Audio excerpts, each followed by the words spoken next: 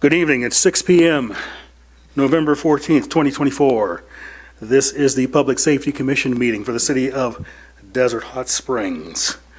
Mr. Clerk, could I have a roll call, please? Commissioner Lozano? Here. Commissioner Mitchell is absent. Commissioner Rizzio? Present. Vice Chair Cross? Present. And Chairman Mitchell. Here. Okay, thank you. Commissioner Rizzio, would you do us the honor and the Pledge of Allegiance, please? Please stand.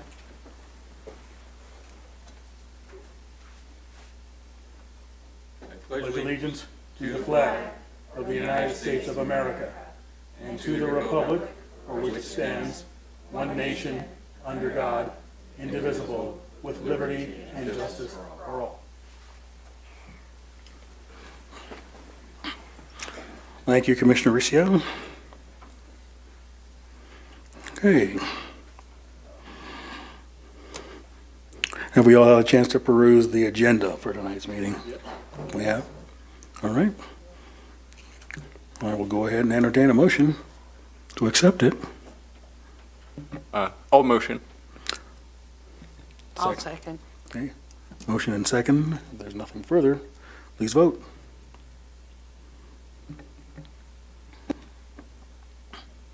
The motion passes unanimously. Very well. Thank you. Have we a chance to take a look at the minutes Yes. for the preceding meeting? October 10th. All right. I'll entertain a motion to approve the minutes for October 10th.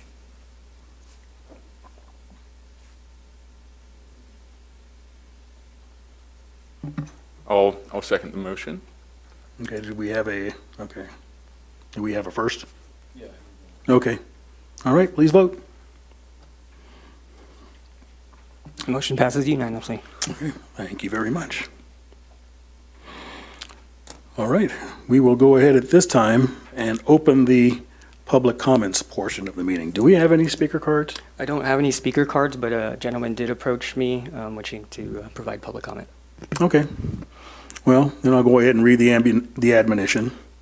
At this time, pursuant to the Brown Act, any person may comment on matters of general interest within the subject matter jurisdiction of the Public Safety Commission that is not listed on the agenda.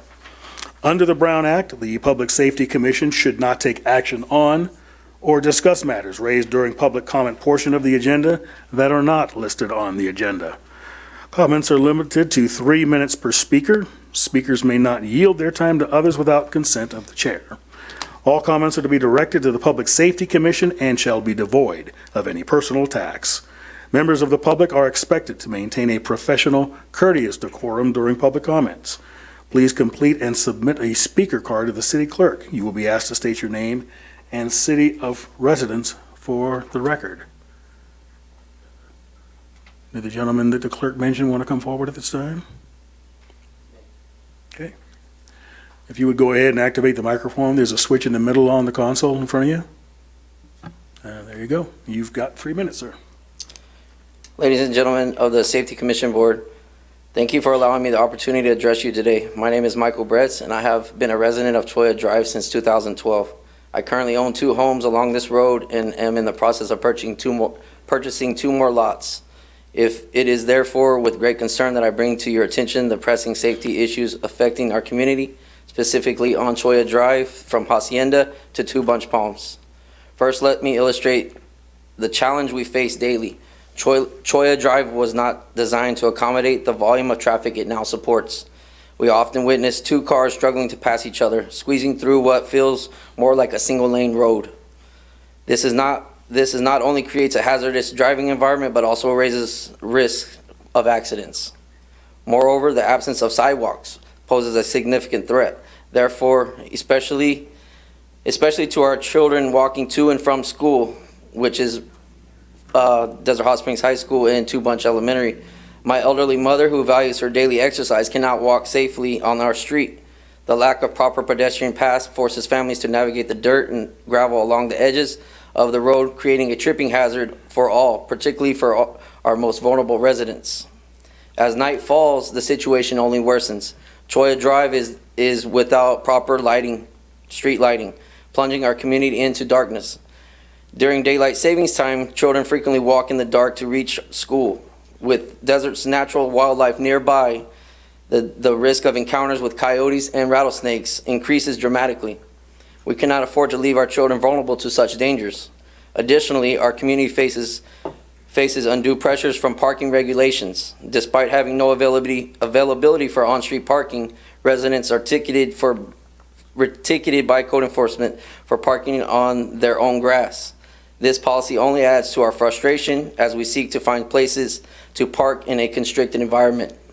Furthermore, I want to highlight an essential infrastructural gap: the absence of natural gas on the street along our section of Choya Drive from Ironwood to Two Bunch Palms. While other neighborhoods enjoy this basic utility, we are forced to rely on propane, which comes with prohibitive costs and logistical challenges. The stretch of Ironwood to Two Bunch Palms also abuts a natural preserve that we know will not be developed.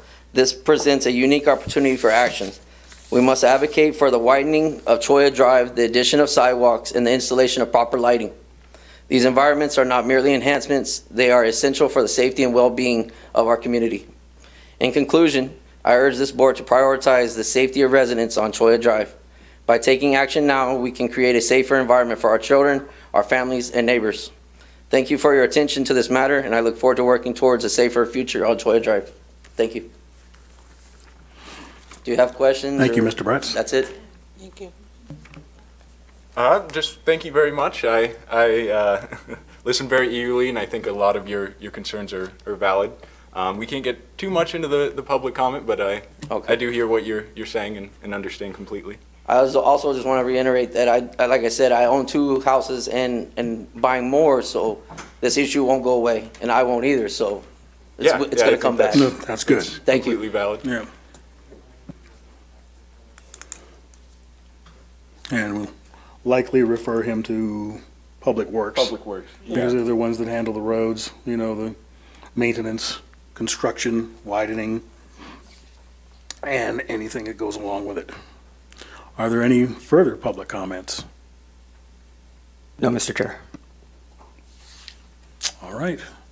I see nobody coming forth or spontaneously raising their hand, so I'll go ahead and close the public comments at this time.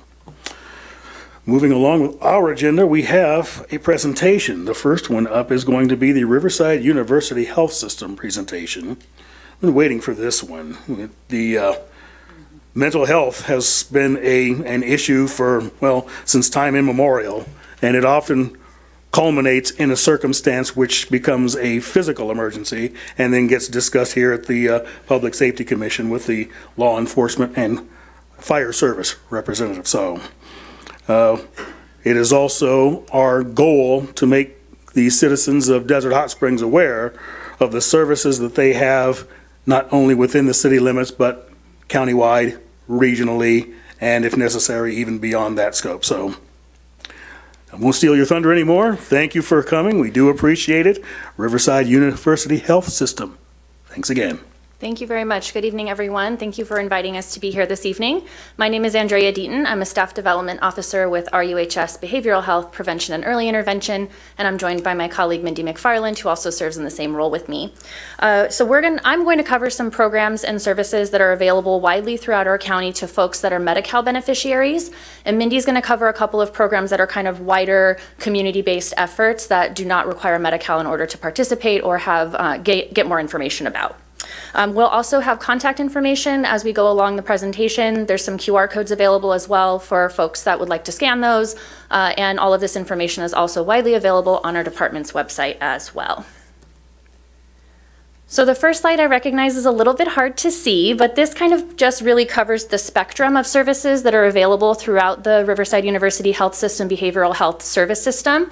We are a full service system that covers both the needs of folks that have mental health challenges or diagnoses, as well as substance use challenges or diagnoses in the substance use realm as well. And we cover from prevention services all the way through kind of more intensive inpatient or critical level care needs across, again, both spectrums of mental health and substance use disorders. And this just gives a really kind of visual snapshot, a little overwhelming, of all of the different types of things that are available through our service system. And again, I'm going to highlight a few of them as we go along, but if there's questions, Mindy and I are happy to answer those as well. So how do folks get access to services through RUHS Behavioral Health is really one of the first and most important questions that we get asked. Our department has a no wrong door policy, which means that any individual can come in through any entry point in order to receive services. So even if they contact a substance abuse clinic, but they have a mental health diagnosis, they will not be turned away. They will be connected to the appropriate resources and appropriate help in a timely manner. But folks are also more than welcome to give our system a call. Our CARES line, which is available at the phone number you see up there, 1-800-499-3088, is our easiest entry point for folks that need supports around mental health services or substance use services. They can also be referred by a healthcare provider. We have a really close relationship with our community health centers and any other primary care physician. Anyone else can refer someone. Folks can also be referred by loved ones, or they can make direct contact themselves. Once they make contact, they're screened to see what type of service might be the most appropriate fit for them, and then connected to that clinic that's within reasonable distance to where they live. And our service system also does offer services virtually for folks that are having some difficulty with transportation. So again, the ones I'm going to talk about now are related to folks that have Medi-Cal beneficiaries and will then need to meet what we call medical necessity in the good old world of behavioral health. One of the best things I think that we have in our system and that our system is really leaning into is peer support services. Peer support services include folks that are consumer peers so that they have lived recovery from either a mental health diagnosis or substance use challenge. And we also include something like our Family Advocate program. This program provides support for family members, significant others, or caregivers of adults with a serious mental health diagnosis or mental health challenge. And we also have our Parent Support and Training program. They provide support, education, training, and resources to parents and primary caregivers who are raising a child that has a mental health diagnosis or a behavioral challenge.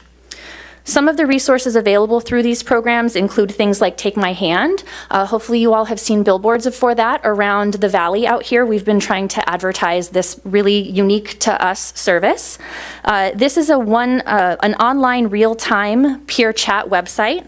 Our peer support chat line is a virtual chat with one of our peers, again, someone with lived experience in recovery, and they're able to offer support. There are also clinicians that are on the peer chat line as well. So if something escalates to a higher level of need, our clinicians are able to step in and maybe screen for someone that maybe needs a suicide assessment, or maybe they need more ongoing care. They're able to help be a link to connect them to ongoing services.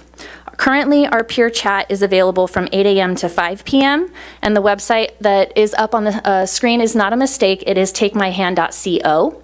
So folks can reach out if they're having troubling thoughts, troubling behaviors, maybe they are having thoughts of suicide or thoughts of self-harm. They can reach out to this. Anyone over the age of 16 is able to participate in this chat. And again, it's free and it can be anonymous as well. Our peer support resource centers, we have one in Riverside that is currently open, one in Temecula as well, and we are expecting one to be coming to the desert region soon. So our peer support resource centers are kind of like drop-in centers. Folks can go in, they can also receive services, group services, individual supports in our peer resource centers, and they are fully primarily staffed by peers. So it's a really great resource for folks to get a picture of what recovery from a mental illness or substance abuse challenge can look like. And we also provide a really useful part of becoming a peer, which is the Building Peer Leaders training. We are one of the sites recognized in the state as kind of like the go-to for getting Building Peer Leaders training, something our county is very proud of having. So folks can go through a 2-week training program to learn how to provide peer support and then make them more marketable in the job market for becoming a peer support in a variety of different service systems. The service age that most people ask questions about tends to fall here around our children and our TAY-aged youth. Our TAY-aged youth are those that are 16 to 25. These services are located throughout the county and will serve anyone from birth up to age 25. There are some specialty programs that serve children from 0 to 5. Those services can be provided in the home, at school, or in a clinic, as well as in an individual or group setting. Services are focused on serving the whole family, and while the child may receive more frequent services, there's regular family treatment team meetings to help ensure everyone in the system gets the support that they need. We also have a TAY drop-in center for our transition age youth out here in the desert. We do have one in all 3 areas of the county. Our desert location is in La Quinta, and they provide outreach and engagement services specifically focused to assist young people between the ages of 16 to 25. They have clinical staff, they have peer staff, and they do group and individual service. They're a really cool, welcoming place for our young folks. They don't feel like a clinic. They really feel kind of like you're stepping into your friend's living room. They're a pretty neat place. We also offer services for adults and older adults or mature adults. These services are provided for individuals who have a mental health challenge and they're aged between 18 and 59 is our adult services. Adult mental health services consist of medication services, group counseling, brief individual therapy when needed, peer support and case management services as well. And then our mature adult services are those for our consumers over the age of 59, and they also specialize in serving the needs of consumers as they age and get to end-of-life care. So this may be of particular interest to our friends here from our fire and law enforcement, our crisis response services. Throughout the county, we have mental health urgent cares, one in each area of the county, or we call them regions, one in Riverside, one in Palm Springs, and one in Paris. These are walk-in locations that are open 24 hours a day, 7 days a week. These are not hospitalization services. All services offered here are voluntary. It's a safe place for someone to go who's experiencing a mental health crisis. It could be things like troubling thoughts, feelings, or behaviors. And they can receive support from paraprofessionals like peers. You hear that theme a lot. We have a lot of peer support. And professionals. We have counselors, therapists, psychiatrists on staff at these locations as well. Folks that come in can stay for 23 hours and 59 minutes. So they cannot cross over that 24-hour mark. And they can also get assistance with medication if that's something that particular consumer needs. Anyone over the age of 18 is welcome at our Riverside location, and folks 13 and over can be served in Palm Springs and Paris. And anyone is welcome to receive service here regardless of their insurance type or their ability to pay. So it's a really unique service that we have here in our county that is, again, walk-in, voluntary, and it also doesn't feel like you're walking into a clinic. It's meant more to be of a supportive environment and feel warm and welcoming versus feeling sterile and cold. Another thing of interest to our community and to our law enforcement and fire friends is our mobile crisis response units. We have worked really hard as a county system to find the best way that we can respond to crises out in the community. And we have 5 mobile crisis units that kind of cover the entire county with a goal. It's a goal, it's not necessarily we're there quite yet, of being able to respond to a crisis within 30 minutes, distance-wise, including in Blythe. So the community is able to access these services now, where before it was only specific stakeholders. Now the community is able to access our mobile crisis supports by calling 951-686-HELP. That is the number for Inland SoCal United Way, and they are helping with dispatch to get people connected to these mobile crisis units. If someone is, again, troubling thoughts, troubling behaviors, they maybe need to be hospitalized, but we're not sure. We're not really sure what to do. We can call these units instead of calling law enforcement, and they can come out and do a mental health assessment. Law enforcement may still need to end up being called, but we can try to divert some of those calls and maybe even divert hospitalizations as well. Some of the other things affiliated with our crisis response system, we have our emergency psychiatric hospitals affiliated with RUHS Behavioral Health. We have our emergency treatment services location in Riverside and a telecare crisis stabilization service in Indio. We also have some other crisis supports available in our county, and those are what are kind of listed across the bottom. We have our Riverside County Helpline, which is also 951-686-HELP. They are available 24 hours a day. They can be reached for crisis support and are familiar with local resources here in Riverside County, including out here in the desert. They've been in operation for 56 years, and they're very familiar with what Riverside County residents have in regards to resources available to them. We also have the National Suicide Prevention Lifeline, which used to be that very long 1-800-273-TALK, but now folks are able to dial or text 988 and get 24/7 crisis response via phone.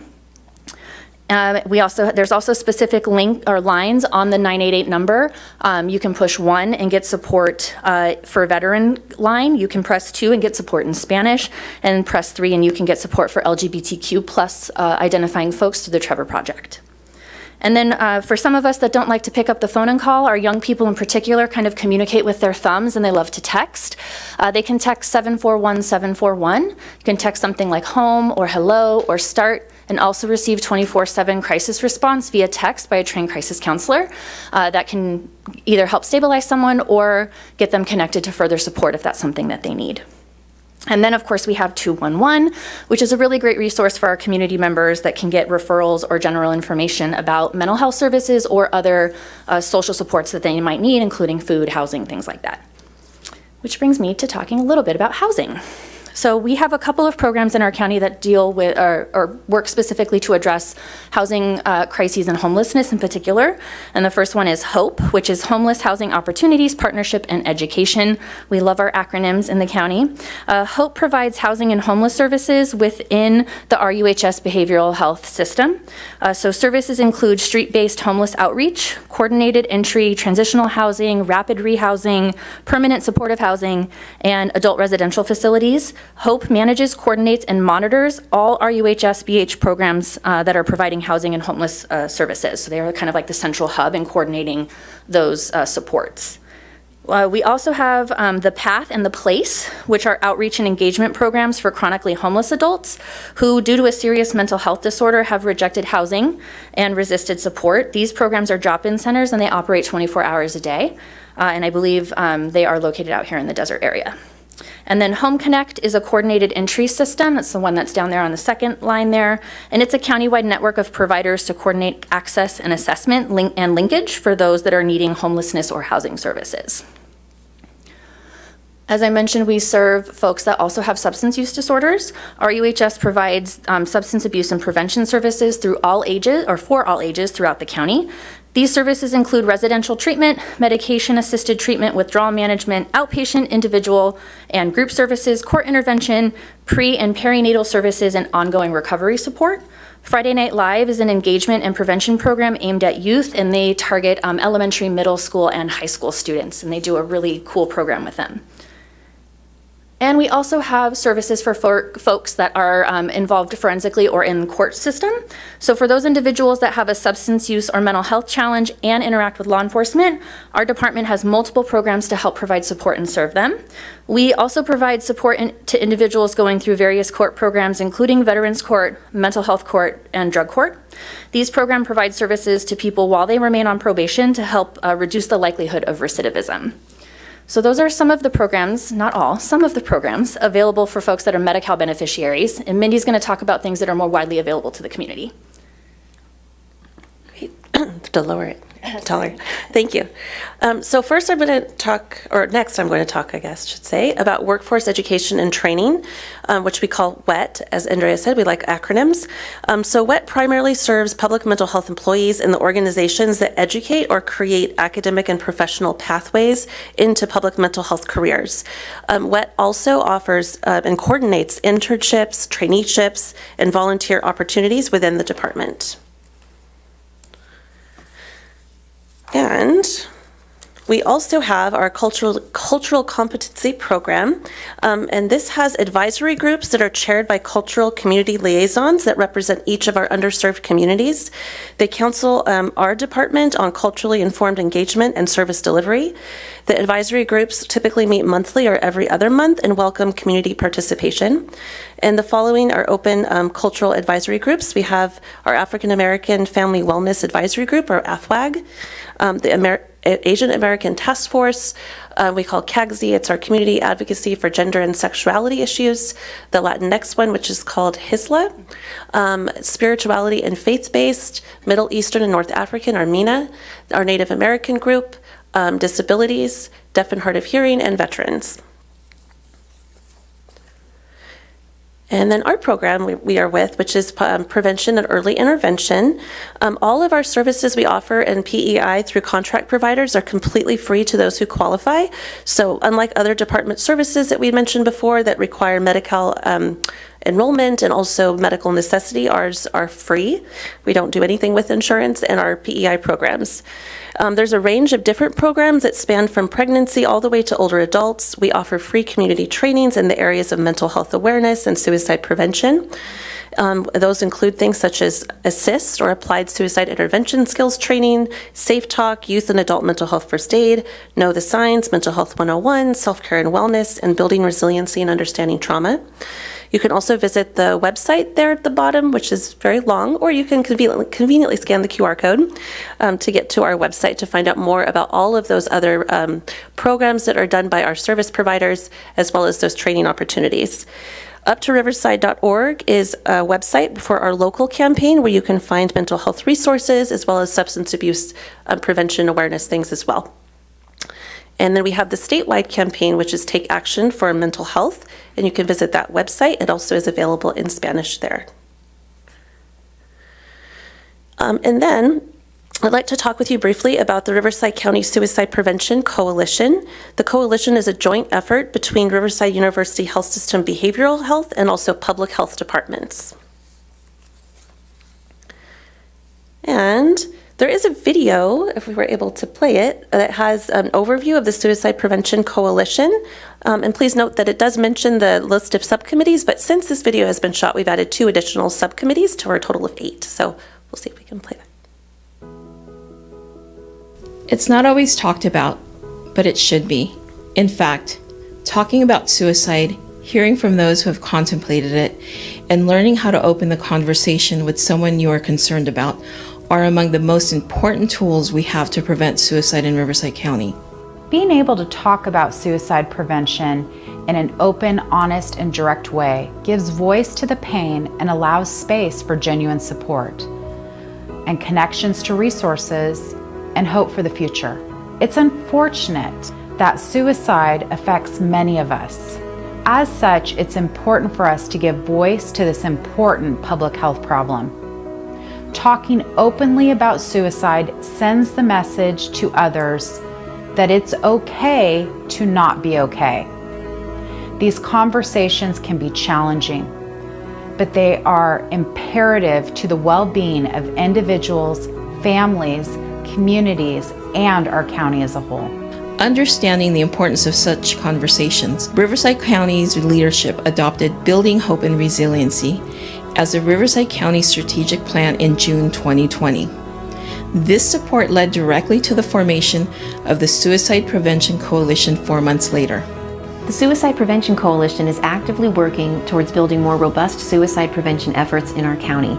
We currently have 8 subcommittees, each focused on different goals and initiatives centered around one shared vision: eliminating suicide attempts and deaths in Riverside County. Community education is a foundational pillar of our coalition's suicide prevention efforts. We host quarterly meetings where we invite experts to educate the community on best practices in the field of suicide prevention. We also host an in-person, full-day conference every October, focusing on learning, collaboration, and development. The coalition also offers virtual and in-person trainings related to mental health and suicide prevention. The trainings, which are free to Riverside County residents, do more than just offer a window into the darkness and pain our friends and family members may be experiencing. They offer concrete ways to recognize the signs someone may be considering suicide. They teach an individual how to talk to that person with clarity and compassion, and they give guidance on where and how to hand them off to a place of help and safety. The Riverside County Suicide Prevention Coalition is committed to providing training and education about suicide prevention and mental health to reduce stigma and help individuals get connected to life-sustaining supports. Please visit our website at www.rivcospc.org to sign up for our upcoming trainings. Individuals who attend the training often come away feeling empowered to help others. Suicide prevention can only be effective when everyone is part of the solution. The coalition welcomes new members to join us in amplifying the message that suicide can often be prevented with the right knowledge and skills. Awareness, dialogue, education. Taken together, they can lead to suicide prevention. It can save a life, it can save a family, it can save the future. To become a coalition member, sign up for free trainings, and find local resources, visit rivcospc.org. If you or someone you know is in crisis, call the local helpline at 951-686-HELP or text the crisis line at 741-741. Great. So here is a snapshot, I guess, of what the coalition looks like. So we have our leadership team that's made up of behavioral health and public health, and these are the subcommittees that work together to maintain efforts to work towards ending suicide in Riverside County. We have our upstream subcommittee, higher education, intervention, engaging schools, which focuses like on our K through 12 education, postvention, effective messaging and communications, trainings, and also measuring and sharing outcomes, which is like our data group. And if you'd like to have more information or read our full strategic plan, you can also find it on the website there at rifcospc.org. So, another initiative that we have in Riverside County is Man Therapy. So Man Therapy is a playful and engaging way that we're trying to encourage the working age men throughout our county to seek services and support for themselves before they ever reach a point of crisis. So you may have seen some of these billboards around with the spokesperson, Rich Mahogany. You can also go there to the website, mantherapy.com or org. It's online, but you could go there, and they also have like a cool 18-point head inspection, so you can anonymously take these questions, just see how your mental health is doing. It gives you some suggestions for things you might want to check out, how things are going, and it's just there's a lot of humor involved in it too, to encourage our men to seek help and learn about their mental health. There's also a campaign going on right now called Never a Bother, where you can find out how to kind of help support our youth in the suicide prevention efforts. And we saw this a little bit before in the video, but this is the website that you can visit. We offer our quarterly meetings on the fourth Wednesday of every of the quarter, from 9 to 11. Our next meeting is going to be on Wednesday, January 24th, from 9 to 11:30. So our quarterly meetings are where kind of our leadership team and all of our subcommittees gather together, share out reports and progress on their initiatives, and we also offer a variety of different learning opportunities to engage community members in that discussion and finding out more about suicide prevention. And there's some registration information if you'd like to join us. Oh, 22nd, sorry. On that, so, yes. Thank you. And we'll forgive the 2-day difference. Thank you. Of course. With That leap year snuck up on us. I know. the avalanche of information that you gave us. Thank you. You know, I think we'll definitely be able to overlook that one minor, very minor oversight. Do my commissioners have any questions? I do. When you talk about mental health and all the help that they can get, I mean, this is overwhelming, the wonderful things that you do. But how many people that have mental health problems know they have mental health problems? And how do they get to you? And why do they want to go to you if they're not aware that they have a problem? That's an excellent question. So statistically, 1 in 4 adults in the United States has a diagnosable mental health condition, but awareness is a really important part of that, as you bring up.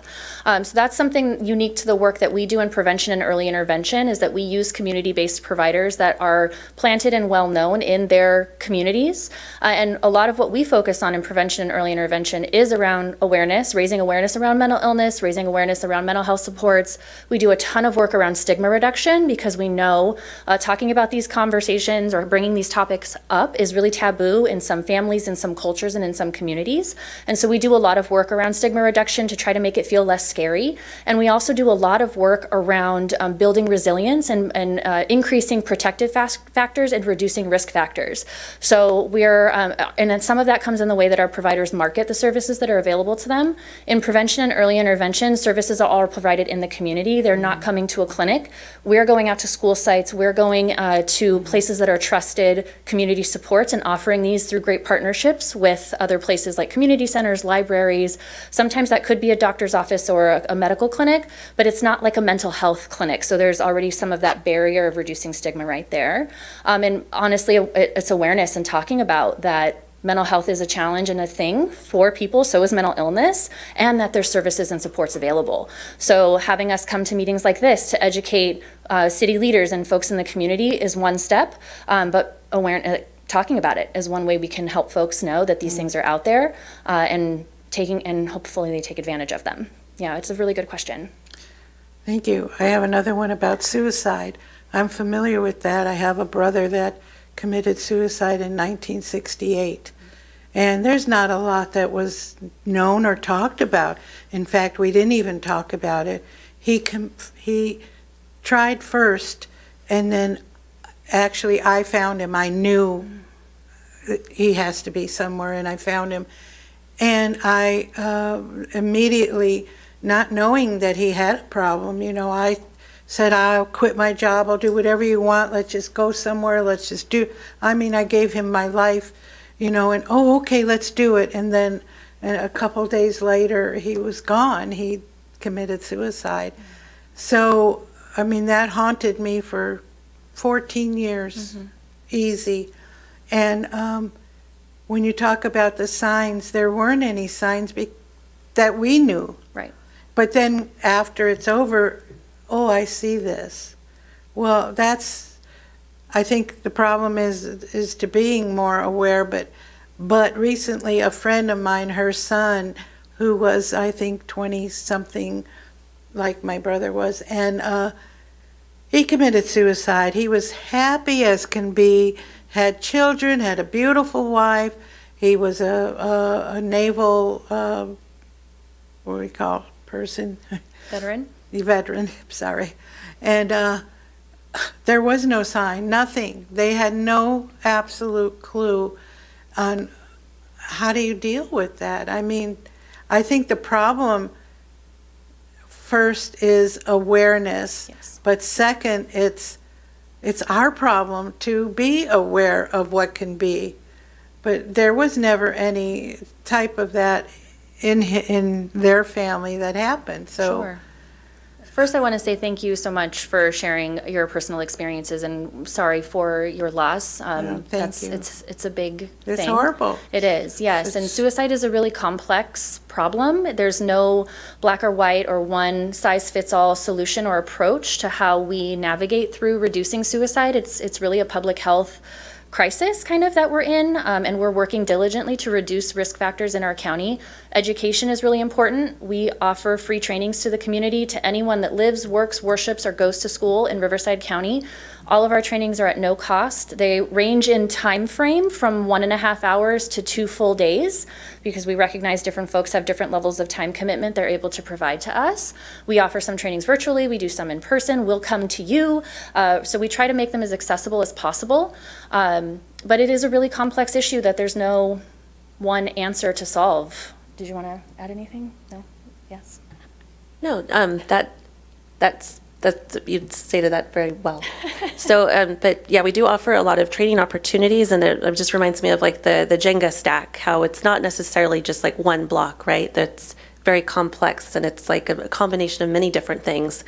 And another area that we're working with in the coalition is in the area of postvention supports.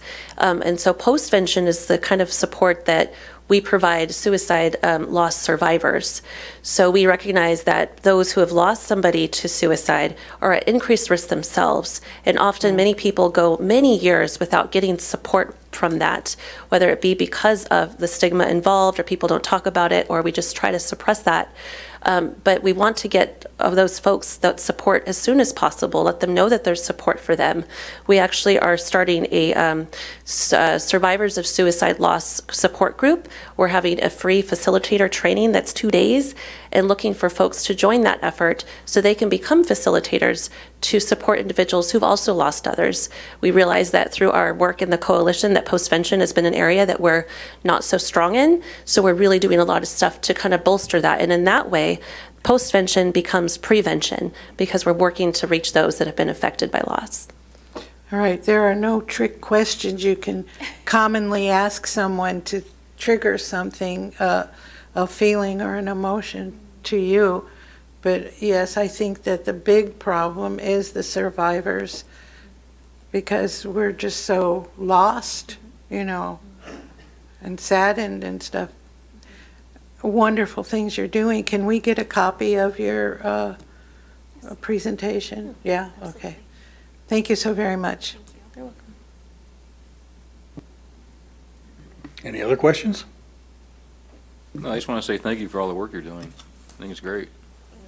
I lost a friend a couple years ago to suicide, and we had no idea. It was so hard to deal with afterwards, but keep doing it. Great job. Yeah, I concur. There's really like an impressive amount of resources that I'm sure a lot of us up here weren't aware of prior to this. So thank you. Thank you. Thank you. Thank you very much. Of course, I'd like to echo that. Oh, one more question. Sorry. Sure. Actually, just a couple. You mentioned that there was a support center coming to the desert soon. Do we have a knowledge as to what city that might be? I want to guess Indio, but I will find out the answer and relay that to the person we were in contact with about coming here this evening. Okay. Okay, that's good. That would be me. Okay, wonderful. There, about the crisis response centers, the 24/7. Yes. The three locations where Yes. people are transported. You mentioned that they could check in for 23 hours and 59 minutes. That is correct, yes. So after that time has elapsed, are they able to go out for 1 minute, come back, and ask to be replaced? I'm not sure how long the elapsed time must be before re-entering to receive supports again, but it's not a one-time stop. It's like folks can and do go into the crisis, or what are they called, the mental health urgent cares multiple times. But I don't know if there is a time frame. I will also work to find that answer out for you as well. Okay, great. I had a question about the mobile crisis units, 5 of which you have deployed countywide now. Yes, sir. I'm presuming that licensed clinical social workers and psychologists are amongst the personnel that may be aboard Yes. those units. Those have clinical staff and paraprofessional staff as well. Okay, so do they come with medical staff, EMTs, paramedics, doctors? Those may be dispatched in addition to, but our 951-686 help only dispatches the mobile crisis unit. When our dispatch team is on the phone with the person calling for the crisis response, the dispatcher may initiate emergency personnel response, but I don't know if that's standard. I would imagine that would be standard practice, but probably doesn't happen with every call because it may not be necessary for every call. We do have some additional supports throughout our county that do involve law enforcement. We have what we call community behavioral health assessment, or CBAT teams, which pairs a specially trained officer. They get trained, additional training in mental health supports with a clinical therapist that's also trained, and they respond together to mental health specific calls. So folks can call dispatch and ask for a CBAT team. I know Thermal, Indio, and I believe DHS as well all have CBAT teams out here. So someone can call dispatch because of a mental health challenge, request that CBAT team to come out, and the clinical therapist actually takes lead on the call until it's determined safety-wise that a law enforcement officer needs to, their partner needs to take over. Okay. And do you have the capability of communicating with law enforcement and or fire over a radio or anything like that? So if law enforcement were to show up on scene first and they want to make sure that you know that the scene is secure for you to come in and assess and assist the patient. I'm not sure what the protocol, to be honest with you, sir, are for our CBAT teams, but they do work in tandem together. So officer to officer, I'm sure, can radio that, yes, it's okay for the clinical therapist to go ahead and go into the call. Okay. I'm familiar with one of the Thermal Station CBAT therapists. I can reach out to her and ask her, how does this go? It's her every day. Okay. And you do quite a bit of training with law enforcement and fire, I presume. Our workforce education and training team does a lot around crisis intervention with our law enforcement and our fire department. We've been working closely with our county partners to get more training to our first responders, because we recognize they're front line and face these issues a lot more frequently, and are also at increased risk for experiencing mental health challenges, trauma response, and suicide as well, as a result of their day-to-day job. So we are working as closely as possible with our law enforcement partners and our fire department partners around those things. All right, good to hear. Are there any other questions from the gallery? I would like to not be remiss and ignore if there were any public comments or questions. Okay. If you could come forward, please.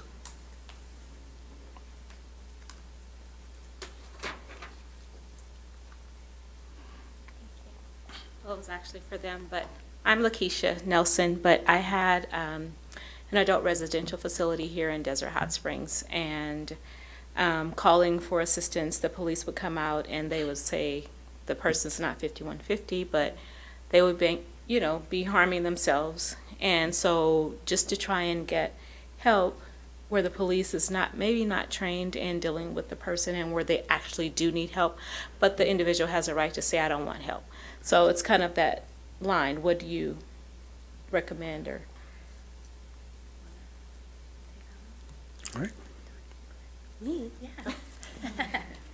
So you're asking about like what kinds of supports could you offer somebody who perhaps is engaging in self-harm behavior, but they're saying they don't want help, and the officer that's responding to the call says they're fine, yes, carry on? yes, Well, that is a tough situation because we can't force people to accept help unless they are like a danger to themselves or others. And if that officer is coming out who has that specialized training in that 5150 process, then like if they're saying that that doesn't meet that necessity, because we're talking about taking someone's civil rights away. And so it does have to meet a certain threshold. I'm not sure if they might be open to perhaps going to a mental health urgent care center where it is voluntary, so it's not going to be like their rights are being taken away, but it is offering them a place, a safe place to kind of maybe de-escalate and then have the other supports there for them as well. So that would be something as well to maybe consider, the mental health urgent care centers. But that is a tricky situation when you have somebody who you see that there is risk there, but it doesn't quite meet that next level in order to initiate something more serious to keep them safe from themselves. Yes. I think that's the issue. Like, if an officer comes to the home and there's a hole in the wall where they hit their head through, but you know, it's like it's really a thin line because you can't take their rights away, but you see that this is an issue and it's not safe. Yeah, so I don't. Yeah. Just. Do you have something?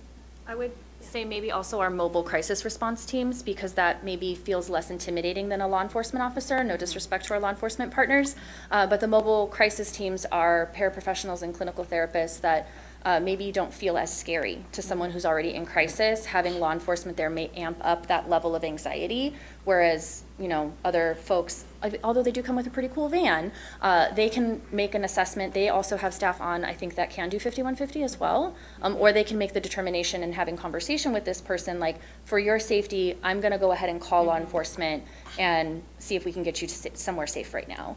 So it can kind of maybe help diffuse the situation. I understand our natural inclination is to call police for safety. But we do have other avenues that can help get us to safety that might not escalate the situation as quickly.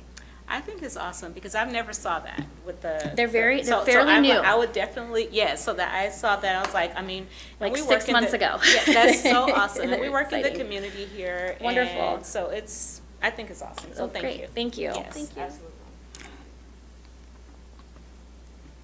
Well, again, we thank you for your presentation. A lot of information to digest. We're looking forward to having access to the presentation again so that we can use it for reference and pass it on to, the citizens here in Desert Hot Springs and anyone we encounter that may need your services. And in closing, also, you've been recorded. So this entire meeting has been recorded. So if people want to look at the website and see the meeting in its entirety, including your presentation, they can go to our website and see what everything you've put together. I personally thank you for coming out and your prompt response, and I wish you the best in your personal and professional endeavors. Thanks again. Thank you for having us. What are we doing? Do we need a recess, or can we keep powering through? It's going to be a robust presentation, so I'll let you all decide. Okay, well, why don't we go ahead and take a brief recess, and we shall reconvene in these chambers at 6:55. Okay?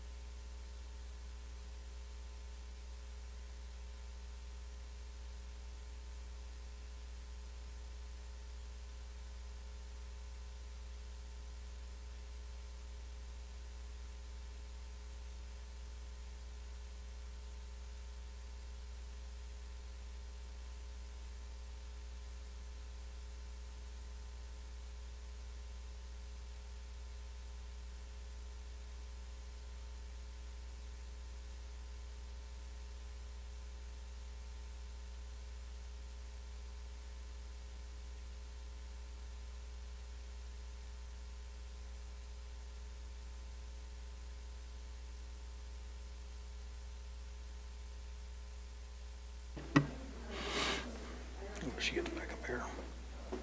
Got the message.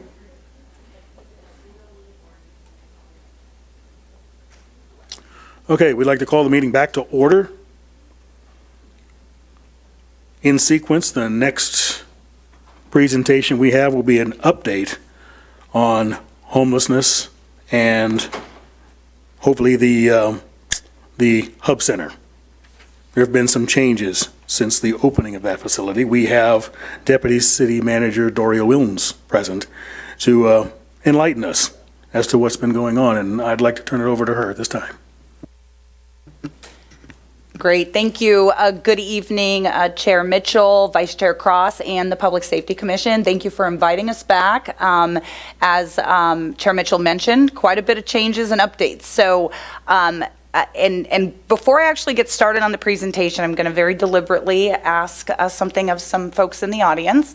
If I can have our entire team that is dedicated to the issue, addressing the homelessness issue in our community, if you can please come forward around to the podium and make your way.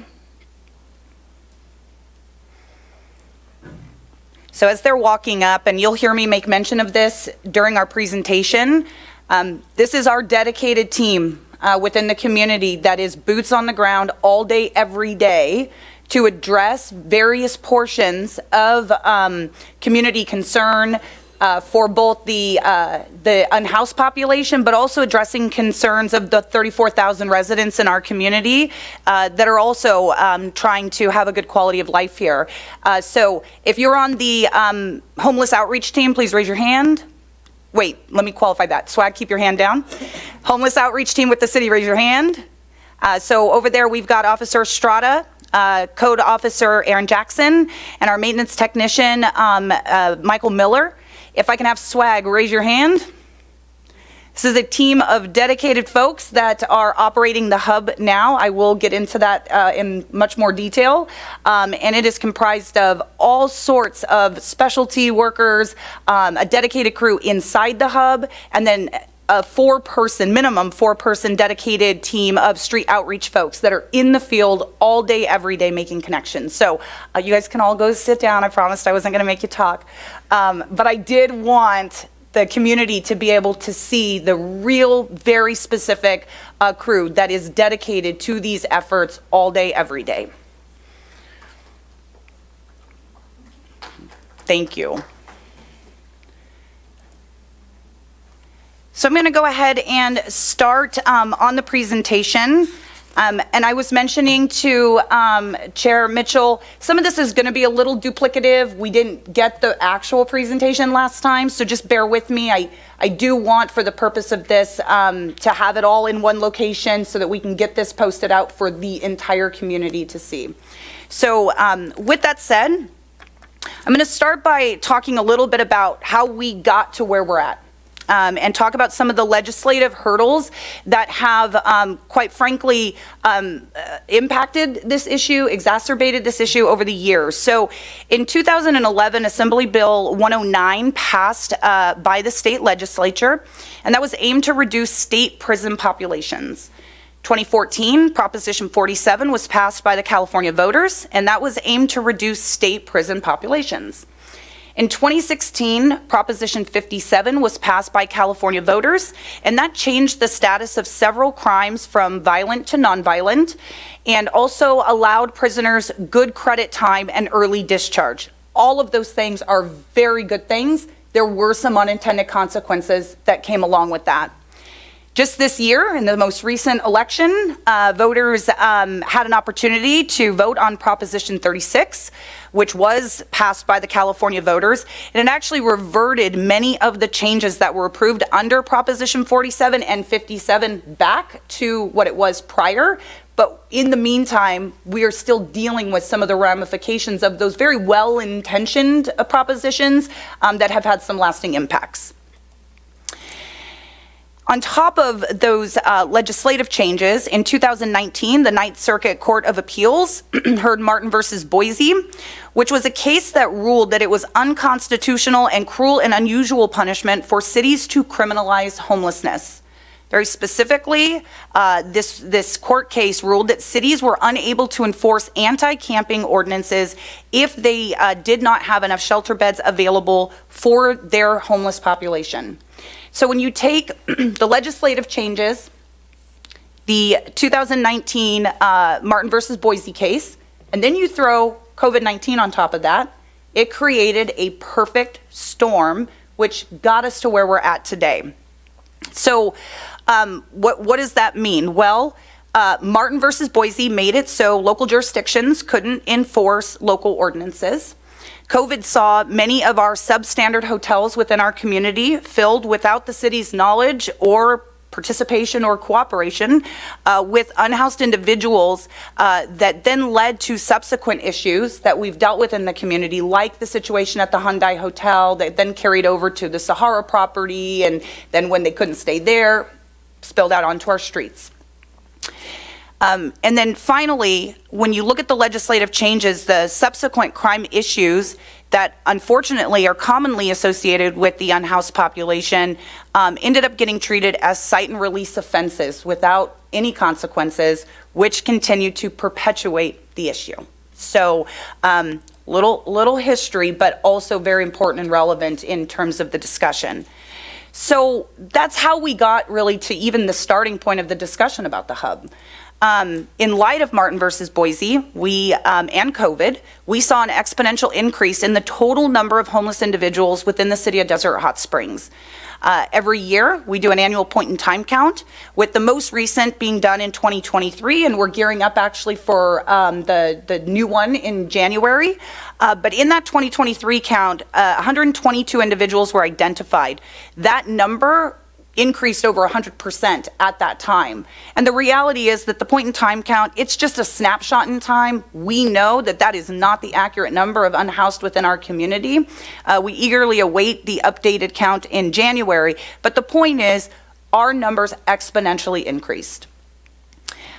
Following all of these items in 2021, there was an independent assessment that was conducted. The city hired SEH Consulting to assess the community and unhoused population needs. We conducted citywide outreach to our unhoused population. Needs assessments were conducted. There was a tremendous amount of field reconnaissance to try to get a real accurate count of who was out there, why they were out there, where they came from. And then we also had a number of community engagement meetings with our residents to find out what they wanted to see the city do about this issue. So in those community feedback meetings, it was revealed that most in the community, of course there were some that didn't, but most in the community had a desire for the city to proceed with opening an access center so the city could comply with Martin versus Boise. And so that is exactly the next steps that the city took. So the city met with other jurisdictions and nonprofits while exploring this endeavor. We toured other access centers and shelters, and ultimately in May of 2023, the city purchased the hub, which is located at 66753 Hacienda Avenue. It was centrally located, had multiple rooms and bathrooms, and it was already entitled for that specific use. So it was really kind of a no-brainer at that point. It just worked in a very streamlined fashion for us to be able to get in there and get this program operational. In September of 2023, the City Council approved a contract with Martha's Village and Kitchen to operate the hub as an access center, a 26-bed overnight emergency shelter. The emergency facility was enacted to provide essential services to our unhoused community with centralized resources. And again, the facility allowed the city to then be compliant with Martin versus Boise to start working towards enforcement in other areas. As I mentioned, the hub initially was stood up as an emergency overnight shelter, provided it was to provide full wraparound services. Those were available, including a cooling and warming center, a lunch distribution, shower services. Case management was available, unfortunately not mandated by the operator. And same with the wraparound services, available, not mandated. Employment services available, not mandated. And then, of course, there was the overnight shelter with dinner and breakfast provided. Initially, this endeavor was funded via the city's general fund dollars. And what that means basically is if the city was using its own funds, the city could make the rules for entry. And initially, during the pilot portion of this program, the city did limit the individuals accessing service at the hub to Desert Hot Springs central folks. However, the city did not have a line item in the budget to anticipate that for the full last year, so we had to go out and seek other funding elsewhere. And so in January of 2024, the city accepted county money, and in doing so, there are provisions that must be adhered to, and so we could no longer prohibit folks from out of the area accessing the facility. We could have a local preference. We think we talked about this a little bit the last time I was here, but we couldn't 100% prohibit it. As the program went on through the last year, we did not see an overall change in the numbers, and that was the goal in essence with this to begin with. Folks were staying at the hub for some the entire year without progressing through to better outcomes. It became a home in essence for some folks without an incentive to continue to move forward to better their situation. Folks were able to come and go at their leisure. They could shower, eat, and go out, do drugs on the street, and then come back and lay their head there at night. In essence, it was not changing people's lives. And that was the demand from our residents if we were going to do this. This was supposed to change people's lives and in turn improve quality of life for the unhoused population, but for our residents as well. So with that being said, Council had a lot of conversation with us behind the scenes. We had a lot of conversation with Council, and a complete paradigm shift was what was discussed as being the next step and necessary to how we were going to move forward with continuing to provide services there at the hub. Around the same time that all of that was occurring, coincidentally in the summer of 2024, actually just after I came and saw you all, the U.S. Supreme Court actually heard, it was a grants pass case, which was kind of a piggyback on the Martin versus Boise case, but in essence, the Supreme Court overturned the grants pass case and in turn Martin versus Boise. So that got thrown out. And so we did, Frank and I had some conversation. Again, we meet with Council one-on-one each week, and we said, so what does this mean for you all? Do we continue forward? What do we do? And they still felt it was important to provide the services, but with a complete paradigm shift in how we do that. So in October of 2024, the hub's operations transitioned to Social Work Action Group, which was that very large group that you just saw come up. You will hear us refer to them as SWAG. And that facility is currently in the transition phase of transforming it from an overnight emergency shelter to a 90-day transitional housing facility. We are currently in the transition period, and I think that's really important to note. We had folks, as I mentioned earlier, that relied on the hub as their overnight, as their home essentially in a lot of ways. So getting a SWAG in there and starting that transition process to get folks stabilized into rehab, connected to more stable shelter situation, that was first and foremost priority for the directive that we had when we met with them and talked with them. And we're transitioning it to a 90-day transition facility to better affect change by attempting to address some of the root causes of homelessness within our chronically homeless population. I think every area has their own unique demographic as it relates to homelessness, and we've talked about this before. Here in Desert Hot Springs, we have a chronically homeless group of individuals with very long-lasting drug addiction issues and mental health issues compounded by other things. So those are the folks that we're really trying to assist at this facility. And I'm saying that because we over the last year, we've gotten a lot of questions like, well, I have a family and they really need services, so I want to send them to the hub. The hub is not the right spot for a family.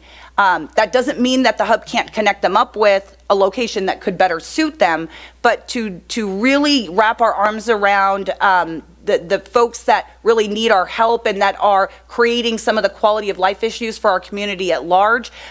This really is focused on addressing the chronically homeless individuals, but then of course we are then making those referrals, and SWAG will make those referrals to other organizations that can help. We also have information on our website for families and those folks that may need some of that other assistance. So Social Work Action Group, or SWAG, took over management of the hub on October 1st. In full transparency, once in there, SWAG really did a full overview of the entire facility. And there were a couple things that were identified as needing to be addressed before we got back to full force over there. And what better time to do it when you have folks not in there. So in the day room, there was some damage that they identified to the water fountain area that led to some water damage. And then in the bathroom where the showers are, there was an ADA shower stall that already existed in that space. And there was some leaking there in that stall that then created some other water damage. And then also with the way that the showers were being run in there, the venting in that room really needs to have more venting. And so right now we're taking the time to make those necessary adjustments before we go full swing back into having those doors opened 24/7 for the 90-day facility. So those things are happening now, but that doesn't mean that things aren't happening with SWAG and the hub. And I say that because I think that there's some confusion out there. One, if you show up to the hub, the gate is locked. That is purposeful. It is not a drop-in facility. It is not a free-for-all facility. If folks want help, they can still get help. They need to ring the bell, and somebody from SWAG will show up to the gate, and they will start the process to move them through. Secondly, the other part is they have a full street outreach team. So even though somebody is not staying overnight in the hub right now, they are absolutely being communicated with, touched, and connected to resources. So I'm going to talk a little bit about that right now. So during the remediation of the water damage, the hub is still operational in a different way. SWAG is hard at work and boots on the ground with their street outreach team. As I mentioned, you can refer the unhoused to the hub during this process. They will need to ring the bell. And we do expect that the hub will be back in full operations by around December 11th. That's when we're taking the full contract to council. And quite frankly, that is when we plan to really start with the 90-day facility anyway. So the timing really has worked out well here. So what does this mean in terms of how we're doing a paradigm shift? Well, we're really leading with a compassionate community care approach and a responsible compliance approach. It's got a little messed up here, but I think we can still read it. So what is the hub and what isn't the hub going to be moving forward? Well, the hub provides a 90-day crisis stabilization program. It is not and no longer is an emergency shelter or lodging operation. It is a temporary refuge for chronically homeless individuals, enabling them the ability to progress towards the acceptance of assistance and recovery. There is a number of in-house staff plus 4 dedicated street outreach coordinators, and they're offering services and resources to anybody and everybody that they are communicating with. As I mentioned, SWAG has a complete paradigm shift approach from what has been taking place out there. So SWAG leads with efforts to build rapport and trust within the unhoused community while connecting them to mental health and rehabilitation treatment centers. SWAG has a full street outreach team which works collaboratively with our homeless outreach team, which you met all of the players there. And since October 1st, we have had 10 crisis stabilization admissions via the hub. So what does that mean? Well, that means 10 unhoused members of the community have either been connected to inpatient treatment, transitional housing, reunification with family, or to other more stable shelter options that were better suited for their needs. Now, sometimes we will have situations where someone is going to return to the streets. We expect that. It's sometimes not a one and done. And that will happen after they go through the crisis stabilization process at the hub. However, SWAG starts the process all over again with them the next day in the hopes that the next crisis stabilization process is going to be successful.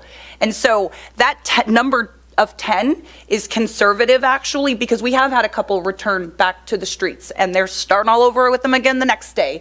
And it's really exciting times for us, I'm going to tell you, from a staff perspective, from the city's perspective, and I don't want to speak for council, but we're seeing a lot of progress just in this 1 month alone. I think we can go home saying we're changing lives now, and that's a really good thing. I think that we are all very optimistic about seeing that trend continue.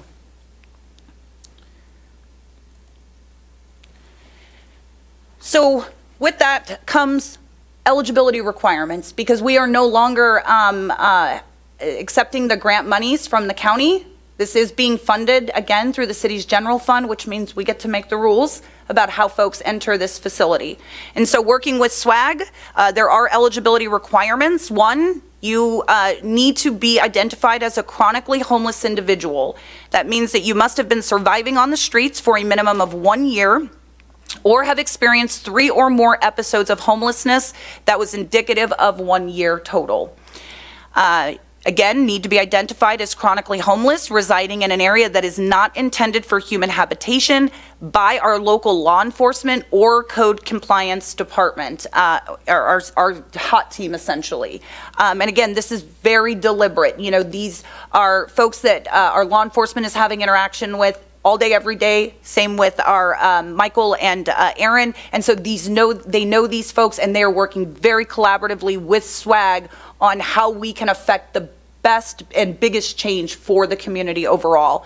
And then finally, the individuals must be known to reside on the streets of Desert Hot Springs or surrounding unincorporated areas. That is a big deal for us. That's a big deal for council. We really, our resources are finite, and we need to make sure that those resources are being utilized for folks in Desert Hot Springs. That is very, very important.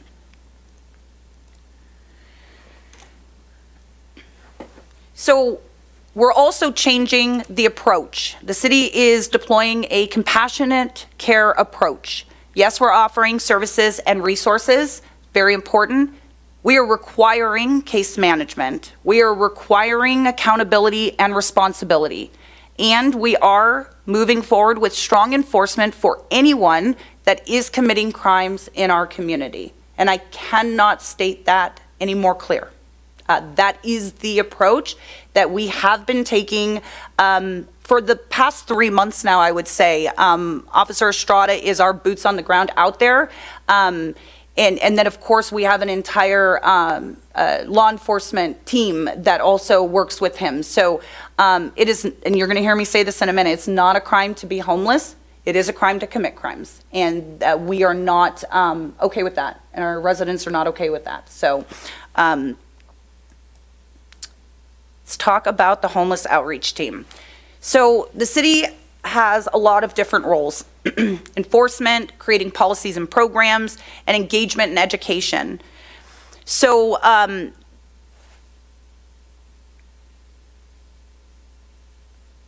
going to move to the next slide, actually. So, you know, when we talk about, you know, the city's responsibilities, we stood up this team, the homeless outreach team. You'll hear us refer to them as the HOT team, homeless outreach team. It's one and the same.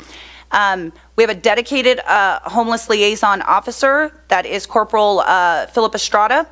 We have our dedicated compliance officer, Aaron Jackson, and our dedicated maintenance technician, Michael Miller. And then, of course, the entire SWAG outreach team. So at the same time that SWAG's efforts are occurring out in the field, our homeless outreach team is out each and every day patrolling our main corridors to address crime, abate encampments, and blight, all while providing resource options to the unhoused and educating businesses and property owners on collaborative ways that they can assist with securing their property. It's really small. I don't expect you to read this, but I put this up here to illustrate that in-house we have been very deliberate very deliberate in outlining the duties and responsibilities and priorities and daily schedules of Aaron and Michael and the entire team that are dedicated to these efforts, specifically from a non-law enforcement perspective. There is an actual flow chart that illustrates how we proceed with red tagged or vacant properties versus encampments, so on and so forth.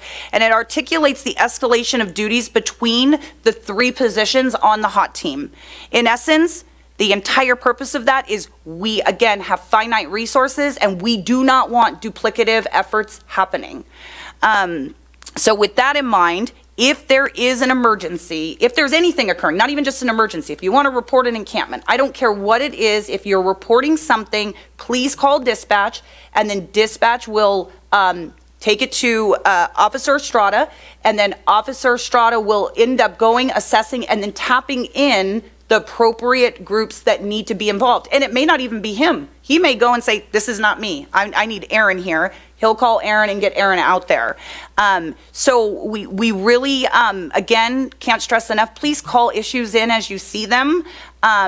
Even if it's just, we probably have a case, and I'm going to talk about that in a minute. We probably will already have an open case, but please call it in anyway, because we're a group of, let's say, 100 employees here. We got 34,000 residents. You are going to probably see some things that we're not going to see. So please call it in.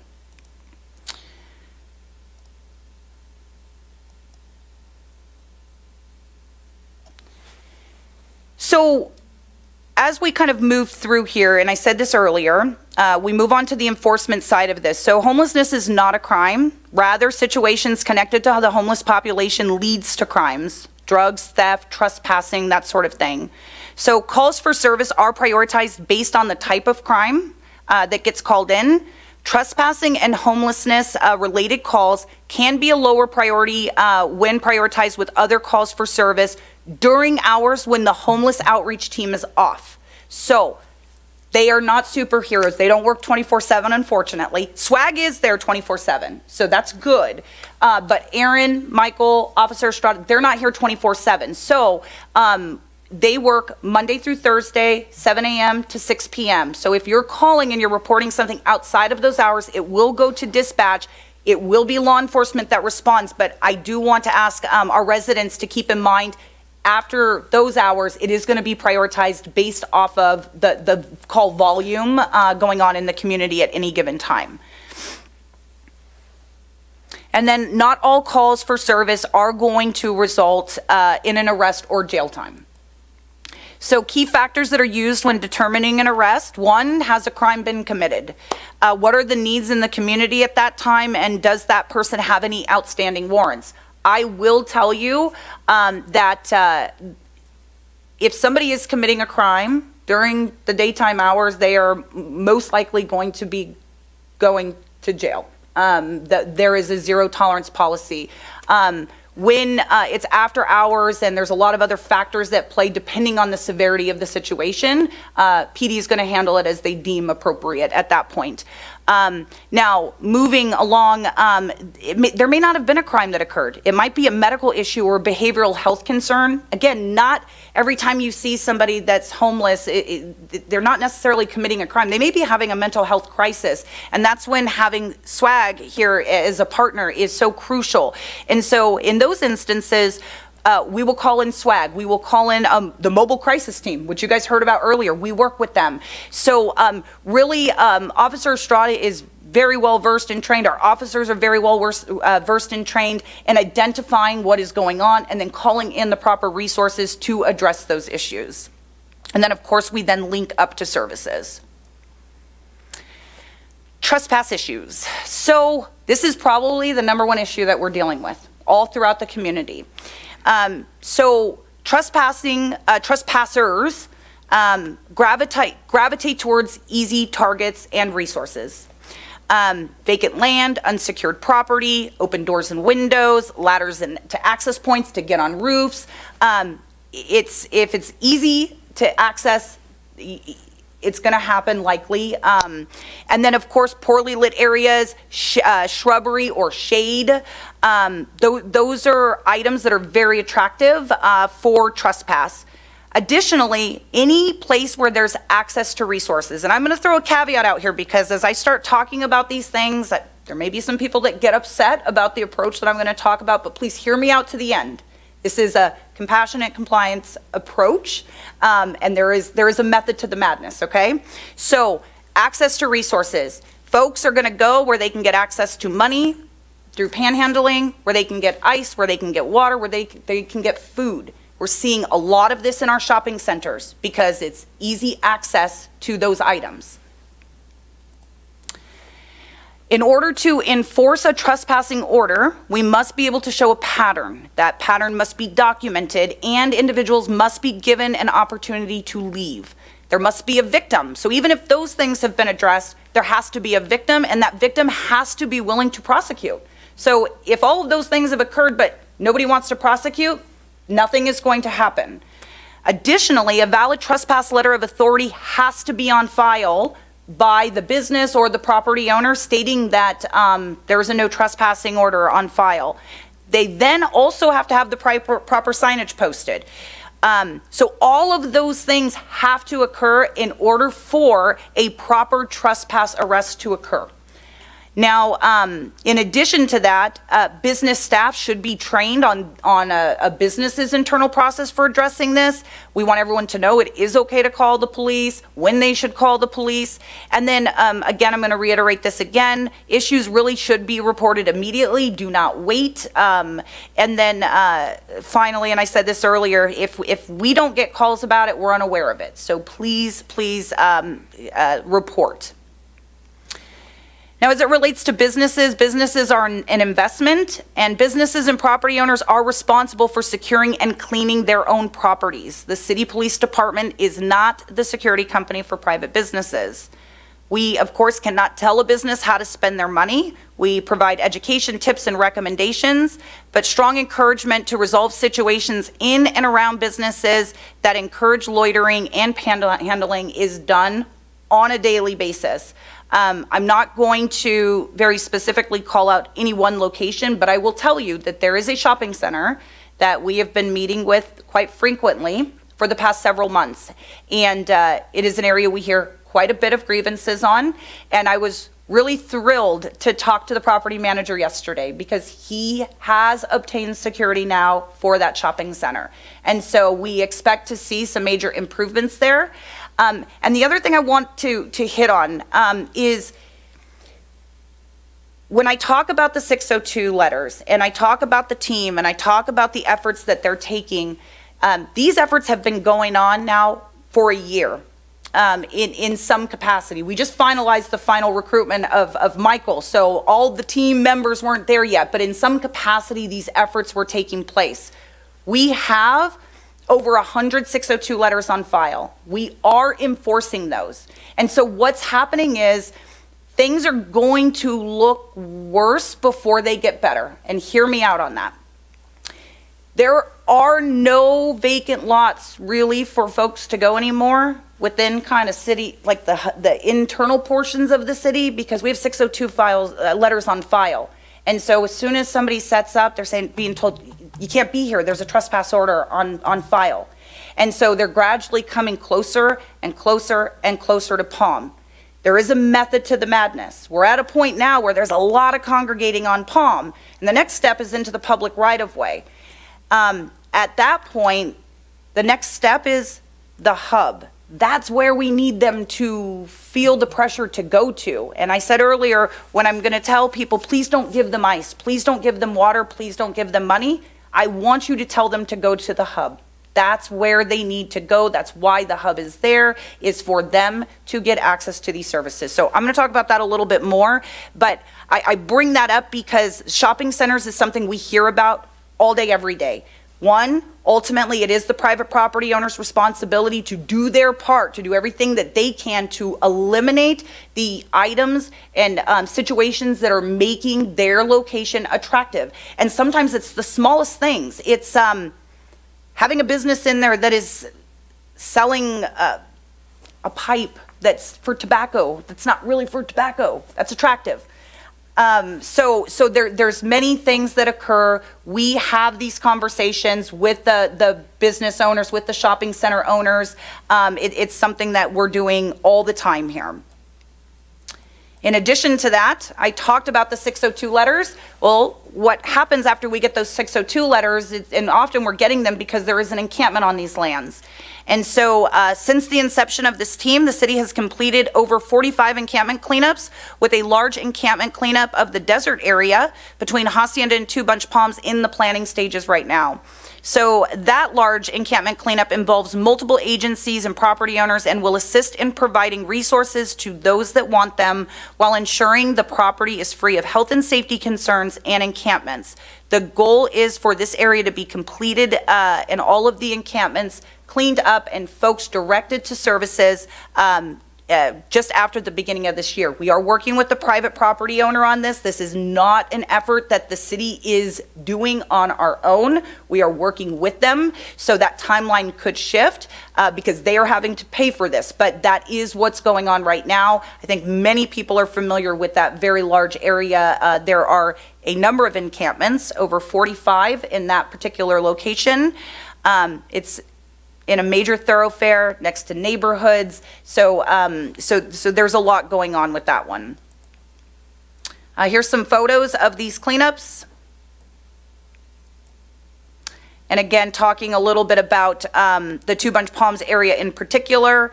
Sorry, I was reading stats earlier. It's actually 26 encampments in the Two Bunch Palms location. Over 45 individuals, 18 cars, 5 trailers. We're working in partnership with the property owner, Desert Valley Disposal, Riverside County, SWAG. There are a lot of resources that are being called in to assist. This is a major effort. And when I say again, those folks have to go somewhere. And that's what ends up happening, right? Not all of them, unfortunately, are going to accept the resources. That is the unfortunate reality of the situation. But we have a private property owner that's saying, well, they can't stay here. So then they've got to go someplace. So, of course, we are going to bring in all the resources possible to assist them. SWAG is going to be there to assist them. We are going to lead them to every opportunity to change their life. And some people will take it, some won't, and then we will handle kind of actions from there, depending on how the scenarios kind of present themselves. Next, we're going to talk a little bit about engagement and education. We have some amazing partners in this community. Some are in this room right now. Over the past year, the city's partnered with, and actually it's really Bridge to Better has partnered with Desert Healthcare District, and then the city jumped in, if I'm being real honest, Lakeisha, with the Bridge to Better project and other agencies and nonprofits to provide a free mobile healthcare clinic on the third Thursday of each month at the hub. So this event provides access to medical services and resources for the unhoused population. And here's some of the photos. This is an event that brings folks in, gets them access to all sorts of services and resources, gets them the medical care that they need, and it's another opportunity for them to talk to a lot of individuals and build trust that there are people here that want to help. And sometimes that's the hardest part, is building that trust with them to get them to the point where they're willing to accept the resources. So the city is going to continue its efforts to provide access to resources while also enforcing laws and local ordinances, such as the anti-aggressive panhandling ordinance, which prohibits aggressive panhandling in the city of Desert Hot Springs. City is also meeting with property and business owners, as I mentioned, to educate them on how they can do their part to properly secure their property to ensure it is not an attractive location for loitering and panhandling. And finally, kind of capping this off with responsible compassion. I alluded earlier that, we are out talking to businesses, talking to folks, asking them to move the ice machines. We had to do it here at City Hall. We had coffee in the lobby, and it was unfortunately creating an unsafe situation. Here we had folks unfortunately bringing a machete in. And so there are small things that can be done that can abate some issues and create safe environments for everybody. So our ask to the community is to direct all unhoused individuals to the hub for resources. Respond to all solicitation requests with a firm no and redirect to the hub. Report all illegal activity by calling 911 or the non-emergency number. Do not encourage panhandling by giving money, food, or supplies. Refer them to the hub. There is a fine line between helping and enabling. Life-changing resources are available at the hub for all that want to access it. Tougher and stricter enforcement for those refusing services and committing crimes in our community is not going to be tolerated. That concludes the report. Got the whole team here. We are happy to answer any questions that anybody may have.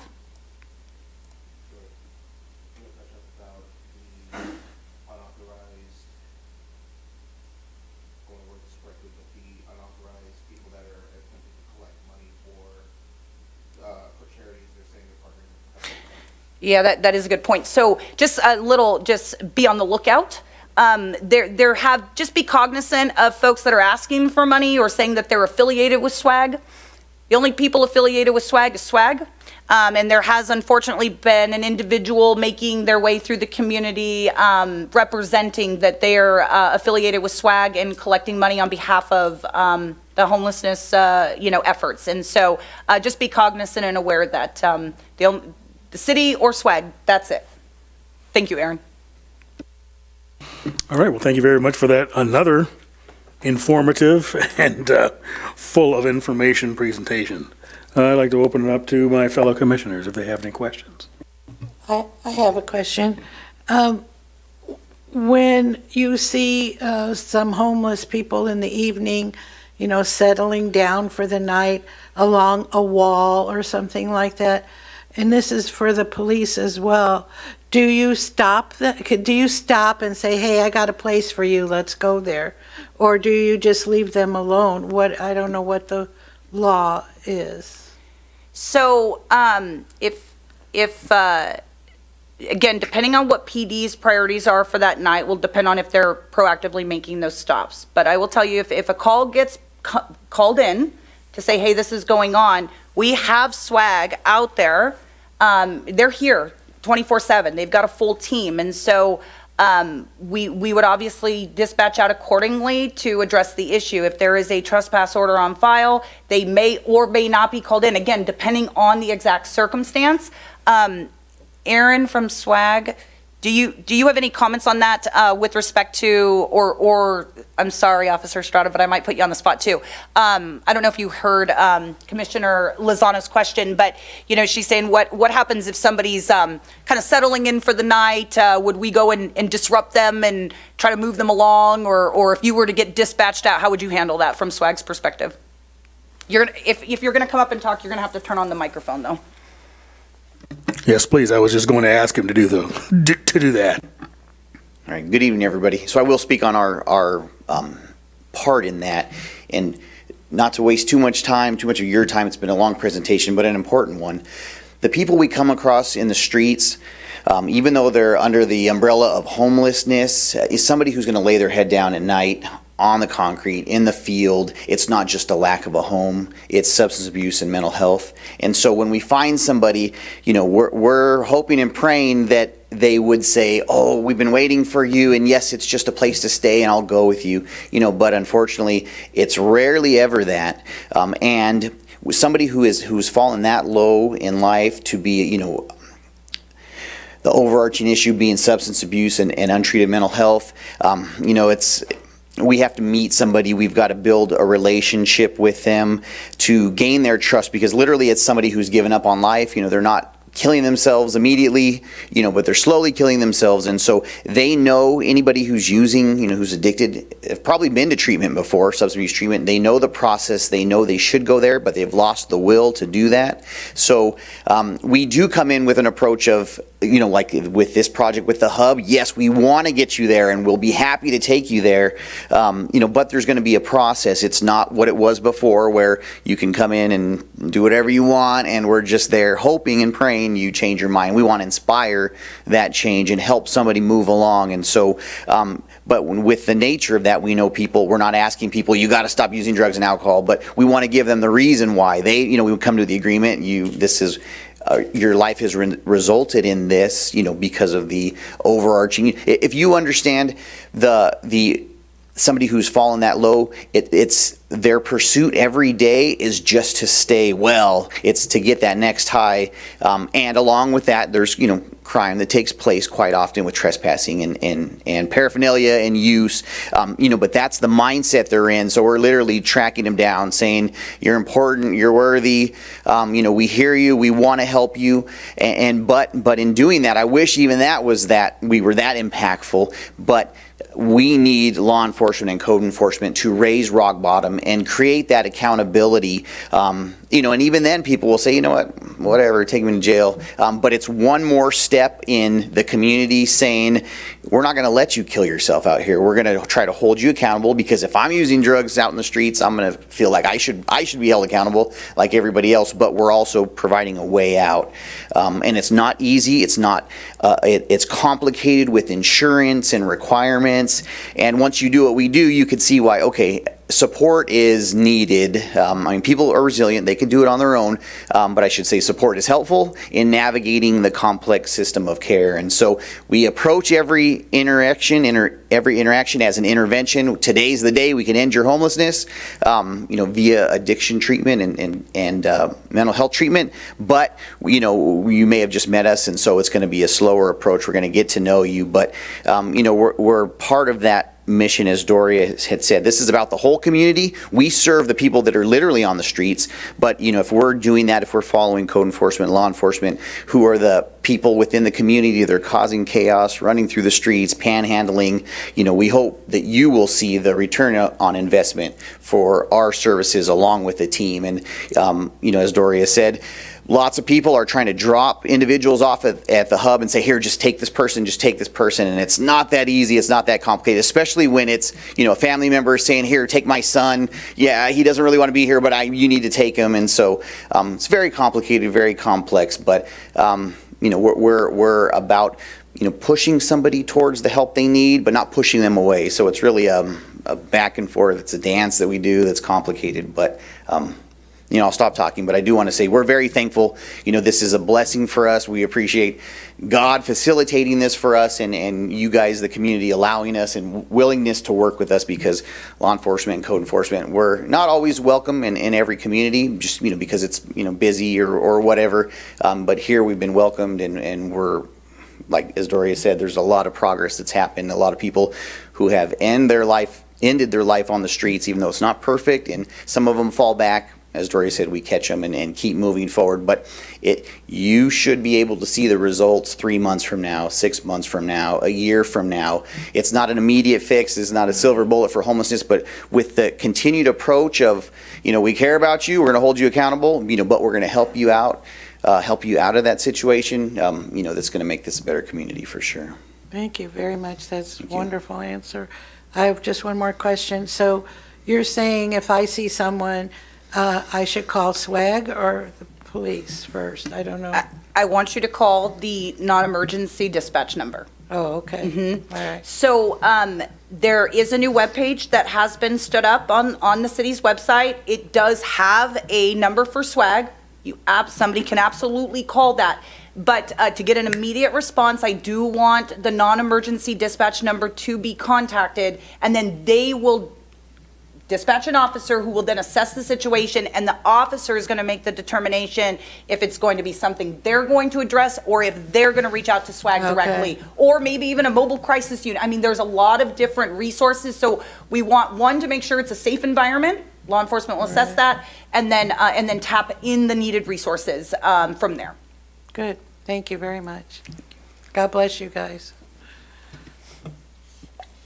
And just to follow up on that really quick, when you call dispatch, usually for an emergency service, law enforcement, fire, EMS or whatever, those lines are generally also more often than not recorded. Mm-hmm. So if there is a circumstance where there's going to be litigation, if there's going to be prosecution, if something has to be entered into evidence, the recording is there to go ahead and substantiate what has taken place. And it's often more important to memorialize these sort of things So if somebody is trying to ascertain help and say, no, I never made that call, I don't know what they're talking about, there's evidence to contradict that perception and to go ahead and get them the help. So that's another reason to go ahead and call the non-emergency number. Thank you. Any other commissioners have any questions? I have a question. So if an individual is homeless on the street in Desert Hot Springs and they commit a crime and the crime doesn't warrant them to go to county, but they stay in the city facility overnight or whatever, however they do it, when they get released, what happens?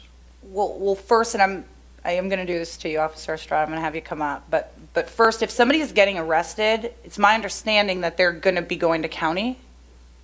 Can you come up to the microphone? I'm really sorry I'm doing this to you. Yeah, so if anybody commits a crime, yes, they will be transported to county jail. Once they're transported to county jail, due to the nature of the crime, it's going to be up to the jail facility if they're going to deem it as a high priority crime. If it's not a high priority crime, the subject will most likely be placed in there for a remain word about 4 to 6 hours, which at that point they're released. And due to the fact of them being released, the jail will provide them a bus ticket of where they want to go, and a good portion of them, they end up coming back here. So my question is the hub isn't really there to catch them after they commit a crime being homeless, but it's there to preempt them before they commit a crime being homeless. Yeah, well, Correct? first, it's not a crime to be homeless, right? But a lot, unfortunately, the unhoused population, due to being unhoused, commit crimes. Well, no, I don't mean to cut you off, but what I'm getting at is say they go to the county and they do their county time and they get released, and they get released back into Desert Hot Springs. Can't SWAG be like a catcher's mitt for them when they come back here and make a recommendation upon the release that they go to the hub if they're going to come back to this county? So they do. So SWAG, again, this team works in tandem, right? Law enforcement, code enforcement, and SWAG. And so they are communicating all day, every day. So if Officer Estrada is taking somebody down to county, he knows if they're going to get released, and he's already communicating with SWAG saying, hey, so-and-so is going to be back on the streets probably in about 4 to 6 hours, so be on the lookout. And so they know at that point, hey, this is our perfect opportunity. Let's go find them. And I've seen these messages happen, right, where I will see Natalie say, hey, Aaron, so-and-so's back over here. Let's go try to do an intervention and see if we can get to them, to date and get them to agree to assistance. So that is exactly what's happening, and that is the entire purpose of setting up the team like this, so that everybody's doing their part. They all play different parts in this in the puzzle, right? They all have a different piece to the puzzle, and then making sure that they're tapping in the right resource at the right time. Yes, enforcement's going to absolutely be needed sometimes, but a gentle, softer approach is going to be needed sometimes too, and that's where SWAG comes in. And then even the SWAG team, Natalie and Aaron and Rocky, they all have their own very unique backgrounds that they come from, and this was something that really spoke to me when we met with SWAG. A lot of them have lived this life. They have some shared experience, and so when they're going out and they're talking to individuals, they're not talking at them, they're relating with them. And that is powerful, and that's how we've seen a lot of the success that we've seen in this last month. Is it is truly a complete paradigm shift. And so I can sit here and talk all night. I've already done that. But yes, to your point, Commissioner Rizzio, that is exactly how this program is meant to function, 100%. But you got to come up to the microphone. So just to touch up on that, if you go back to the slides and you look at the assignments that each of us are tasked with on a daily basis, part of my role is to do a morning and afternoon sweep. The first thing I do when I get in my patrol car, log in with dispatch, they know I'm here. I go up and down all the main thoroughfares of the city. I'm very familiar with a lot of the homeless in the area. I also share pictures with Natalie, Aaron from SWAG, Officer Estrada. We're in constant communication with Doria, with each other, with Franks, the city manager, Tyler Messer, and anybody else who needs to be involved. We are also very adamant about making sure we have 602 forms, the trespass forms on properties. So to address the trespass thing, what will happen, somebody will come in, they go to a property, I contact them on that property, I make a note, I make a heat map, and I'm going to put that on my list to check again. I consistently check these properties. It's not a 2-3 week thing. I'm checking these properties daily. So I'm primarily here for the homeless. The unhoused. I'm here to assist Officer Estrada. Officer Estrada being a police officer, there's times where I will get called out. Officer Estrada is really great at calling me to vacant homes. Just before this meeting, we responded to a vacant home that I'm opening a case on currently.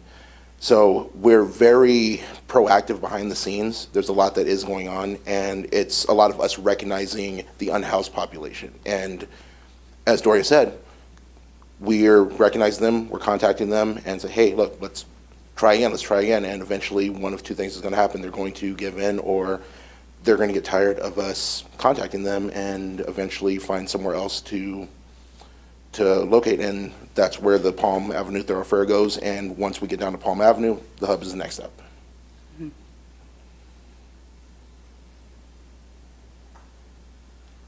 Thank you for explaining that. Appreciate it. Okay. Are there any other questions for the officials present? Yeah, I have one quick comment and then two questions. I'll make it quick. I know the Hacienda encampment has running water, so that's what you were touching on. That's likely why there's a lot of that there. And then how could you go into how the meal distribution would work, kind of sources for that, if that's changing under new management, and then how would effectiveness be measured? I know we saw that the management before wasn't necessarily effective, so we're changing things, and that's wonderful. So how would effectiveness be measured in the future by the city? Yep. All right, so we'll take these one at a time. So as far as the large encampments in between Two Bunch and Hacienda, yes, there is a water source on that private property, and that area is further exacerbated by the fact that there's multiple property owners. It's not one property owner, and so we are collaborating with several of the property owners. Now, I will tell you the water source, that property owner has tried a tremendous amount of ways to block off that water source, and time again, it has been tapped back into.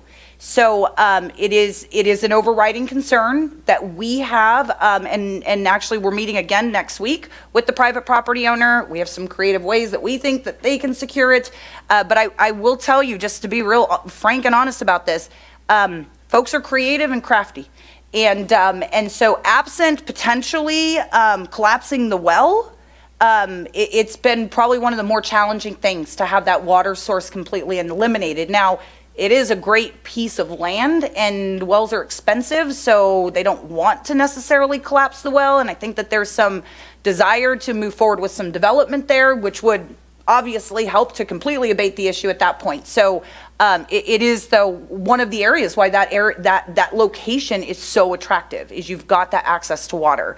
Now, with respect to the food distribution at the hub, so the city does not mandate how they provide food to the facility, just like we didn't with Martha's. Martha's had their own unique way that they handle food at all of the locations that they provide services for. And so they came in doing it in the exact same way that they did it in Palm Springs and at their other locations. So, but with Swag, I don't want to speak for you, but we've talked, and they actually prefer to partner with nonprofits, churches, outside organizations to partner and bring in food. And I believe that you guys have already connected up with an actual food distributor that's bringing in food.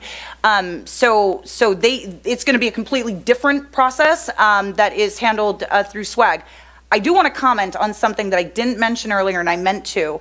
When we talk about food distribution and trying to work with the businesses and such, I'm going to get a little ahead of my skis here, so I'm not going to mention the name, but there is a group in our community that does a lot in our community to families and for the unhoused population, and currently they're distributing 50 to 60 lunches right now in a very busy location in the community. And so we're in the final stages right now of changing that food distribution, so the sack lunches will still be made by this group, but the actual distribution, going back to send them to the hub, the food distribution itself will take place at the hub. And so driving all of those distribution efforts to the hub is really key. But to your main point, they're doing partnerships, and it's going to be completely different, is my understanding from how Martha's did it.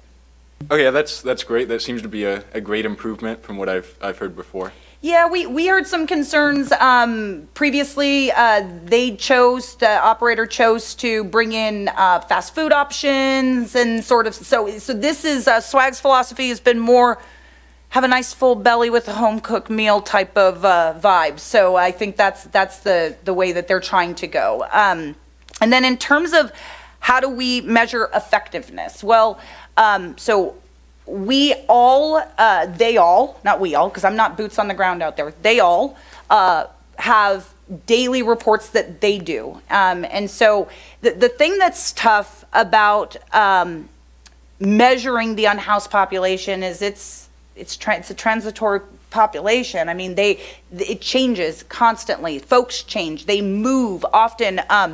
Aaron and I were talking, Aaron from SWAG, I always have to qualify that, not Aaron Code, Aaron from SWAG and I were talking, and they provide a lot of services in the western portion of Riverside County.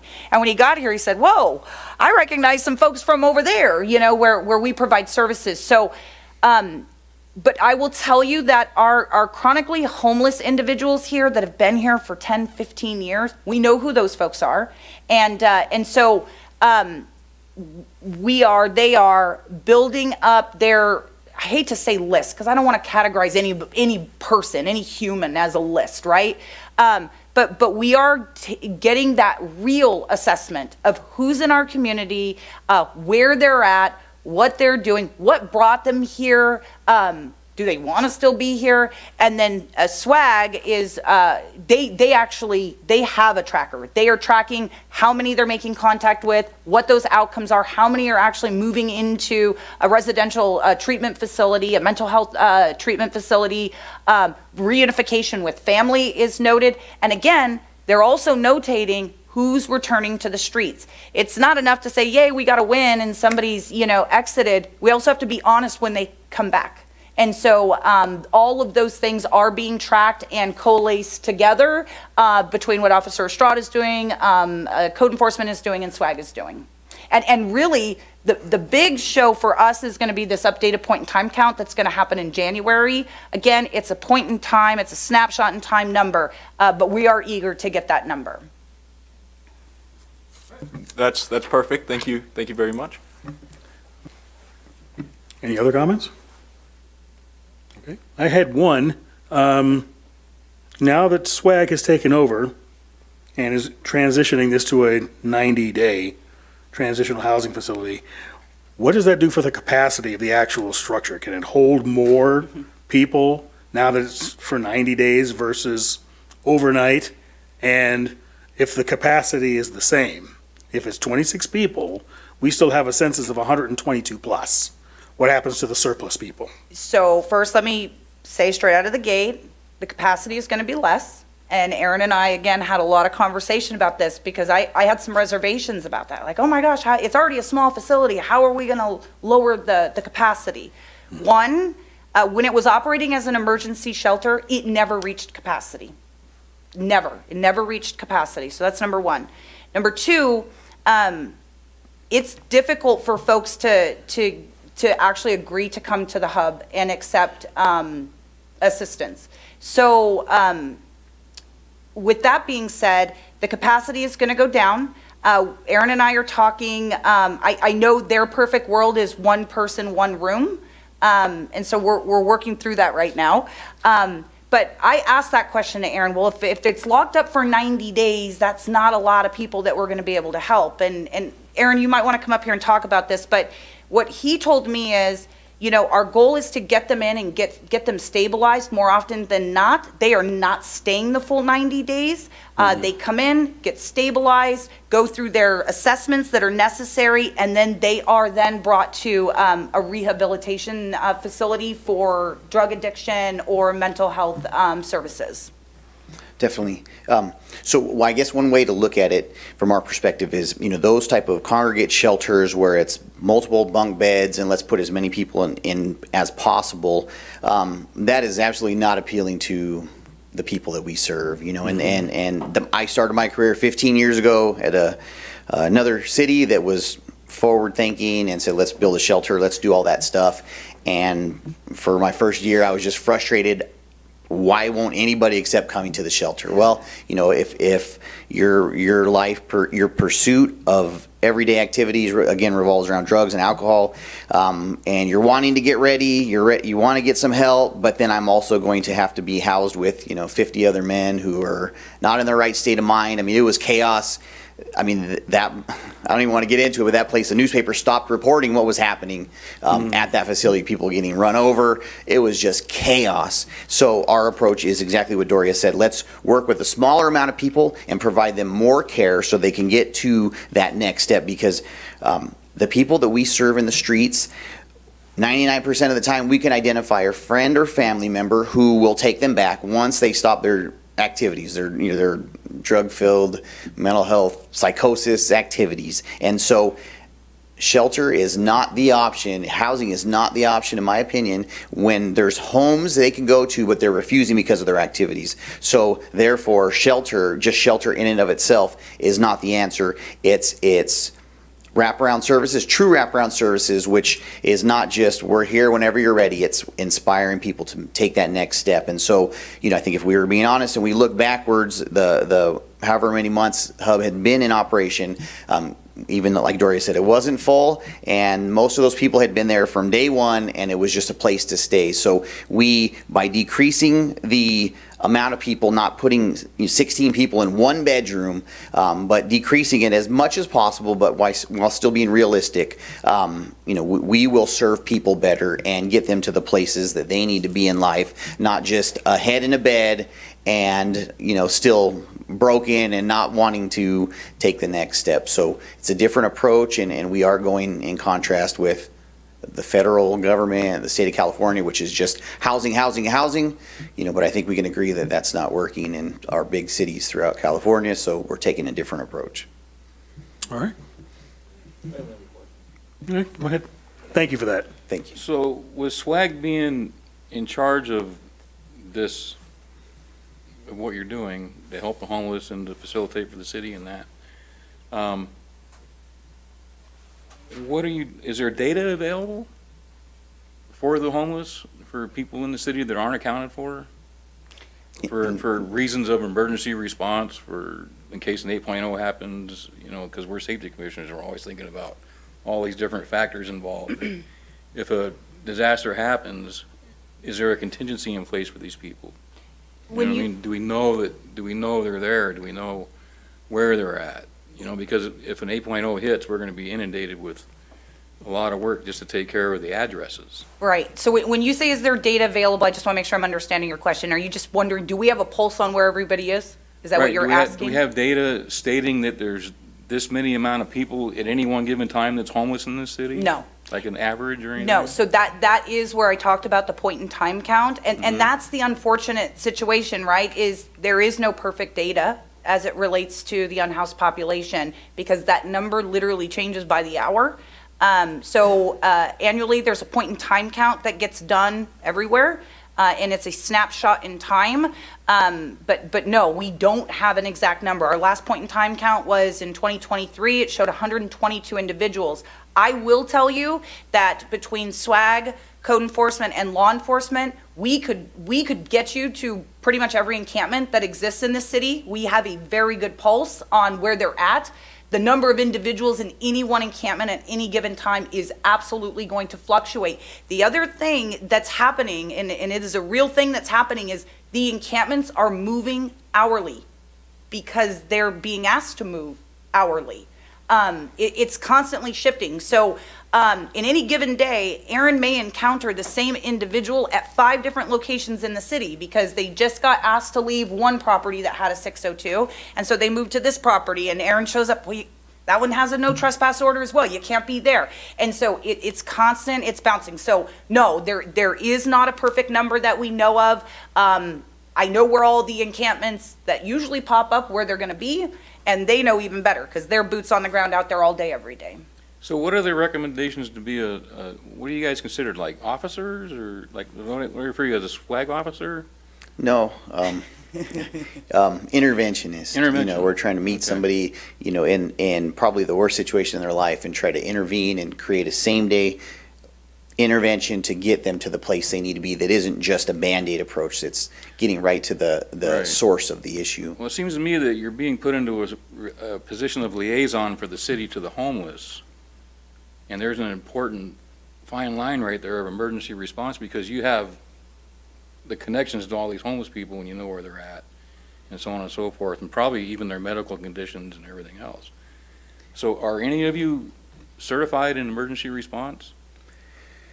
We have here and there, and then different type of specific crisis response, you know, around Well, I mental mean, during health. time of a disaster. Like Absolutely, overwhelming. and I will say when COVID hit, we were told by many electives that when everybody else stopped working, we didn't stop working. We were an essential worker, and so we fill a lot of different roles, you know, but always in partnership with the city and law enforcement, and not to speak on the city's behalf, but historically in the municipalities we worked in, when there has been a natural disaster, the city's emergency response, the county's emergency response, CAL FIRE, the sheriff mobilized. Recently, the big fire that happened in Lake Elsinore, you know, we took a back seat to everybody who came in and mobilized and created and facilitated additional shelter expanse.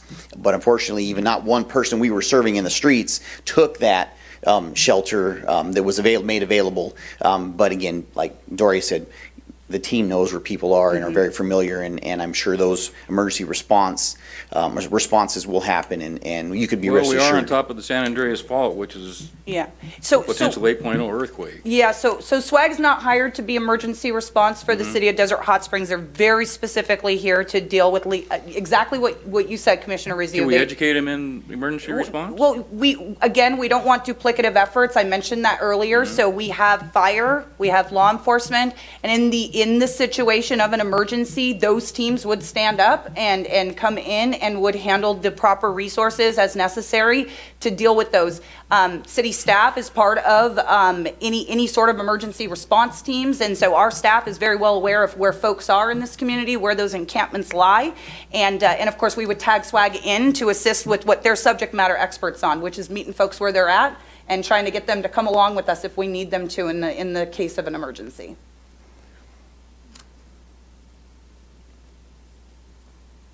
Did that answer your question? Yeah. Okay. All right, great. Thank you very much. Can I have you're raising your hand patiently, can I have you fill out a speaker card and hand it to the city clerk? And then we'll give you 3 minutes to make comments or questions.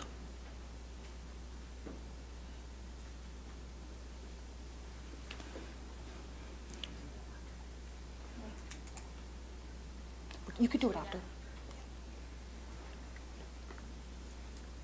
Hello, I am Lakeisha Nelson from Word of Life Fellowship Center. Here we've served the community here for 13 years, the unhoused community. So one of my concerns and some of the things that I heard is that we're pointing everyone to SWAG. We go out every Tuesday and we prepare 120 lunches for the unhoused. So we are well aware that there's more than 120 unhoused people here in this community. More than likely there's like 140, 150 people. So my concern when I hear no food, no water, we never give money, but for me personally, we can't send everyone to the hub. It's just not gonna happen. They're all over. So when it's hot, we need to be able to provide water. We need to have, it's not about we have to have compassion. So I just got a little bit, I have an issue and a problem to hear, don't give people water and lock the water hose, and it's inhumane. So we just have compassion. We have had people have heat strokes out here. You know how hot it gets here. It's not hot now, so we're not thinking about it, but we need to think about these things. Other than just shelter, we need to be able to give people water. We need to have a heating and cooling center other than the hub. So I don't know if that's something that's already being worked on, but just to put it out there, that's what came to me. Like, we have to have compassion. May I give a quick comment? Because I want to clarify something really quickly. Go ahead. When we say not give water, what I'm talking about very, very specifically is, obviously we want to give people water. I give people water all the time. We're human beings. What we're talking about very specifically is, in our shopping centers where you have access to the soda machines or you have access to the ice machines. That's what we're talking about. Those are areas that are impacting quality of life for 34,000 residents when you're creating environments that provide an attractive space for folks to come and linger. The goal is that we want folks to feel the need to go to the hub. We want them to feel the need to go to the hub. And you're absolutely right, Lakeisha, 122 people showing up at the hub tomorrow, it's not gonna have the capacity for that. The goal, though, is that we drive folks there for resources. We absolutely are compassionate. Our staff actually goes out in the field with water for folks. And so if that came across in any other way besides that, I apologize, because that certainly wasn't the intention. And I know everyone's heart in this, that wasn't the intention. And the city would never, ever, ever, withhold water, food, or anything from any human being. So I do want to make that very clear. All right. Did you fill out a speaker card, sir? He said to do it after. Okay, that's fine. So, my name's Christian Jellenberg. I'm a Street Life Project. We're a homeless outreach that serves the entire community, even all the way to Indio, Coachella, Palm Springs, and we've been working with a Word of Life Fellowship Center as well, and going out with them. And they're not just providing food and water and things like that, but they're creating engagement. It's a time to really communicate with them, and it's engaging with them on a very personal level, which is what the philosophy of swag is, which I appreciate. And from there, figuring out a pathway to get off the streets. So when we're out serving food, there's this trust factor that starts to accumulate, and then from there, it's easier to talk about rehab. And we'll get somebody placed in rehab. If somebody's looking for employment, we'll help them with a resume. We're finding people jobs. There's a lot of people that have been qualified for housing services, first month, last month, and all that stuff. Our biggest dilemma is trying to find a place to place them. And my biggest concern with everything going on, the whole philosophy of our government has had a huge focus on chronic homelessness. It's the focus of the county, part of their Housing First initiative. Everything is chronic homeless. If you're on the streets long enough, if you're on drugs, and you have to be broken before you get assistance. My question is, where do we put everybody else? Because there's a lot of people, there's people living in their car that are making minimum wage and just trying to barely make it, and we're trying to figure out solutions to accommodate everybody in all stages of homelessness. Because during these evictions, where are they gonna go? We call it the homeless shuffle. Over the last 15 years, it's become very apparent, and what do? You gotta have a place to put them. And so we've always been talking to the cities about tiny home campuses, very, very easy to put together, operated like the tiny home villages in Seattle and Portland, with the addition of full-time case management, vocational training, on-site micro-business opportunities. But there needs to be something more tangible to put people, otherwise it's just gonna be kind of a rotating system. And I love the fact that, they're gonna be really working with people. And the privacy thing, what he said is 100% true. It's very hard to get somebody chronic homeless and put them in a room. Although it's gonna be a hard thing with only 20 people capacity. At the hub, once a month, they have this gathering of service providers. We go there and provide assistance too. We do the outreach part. And so far there's been 234 people that are non-duplicate that have come through there during that service offering. So there's a lot of people. And being that I serve the entire community, I will tell you, Desert Hot Springs, for the size of community, has the worst problem. So I'm willing to help provide solutions. and I want to work with SWAG and do everything we can. We're all volunteers, so we're just, we do what we can with what we got. But we're here to help you guys. We're here to help SWAG. All right, well, thank you for that. We appreciate it. I don't believe that the established SWAG, the establishment of the hub in the beginning, I don't think their intention was to preclude any other organization from pitching in to help out and deal with the problem. I'm sure that the city of Desert Hot Springs, those that administrate and operate the hub, would probably appreciate the cooperation of organizations that are not directly tied to them or directly under their supervision. This is a problem that transcends city boundaries. It transcends county boundaries. It is in fact a statewide problem. I moved down here 7.5 years ago from Northern California to the Travis Air Force Base. In the 6 months before I left my house, somebody had popped a tent 100 feet from my property line. And this is about 500 miles away. So cooperation is of the essence. Of course, we thank SWAG. We thank the city of Desert Hot Springs. Wonderful presentation, by the way, and touched on everything. I don't think that there is no shortage of compassion in this room, and nobody's cornered the market on compassion.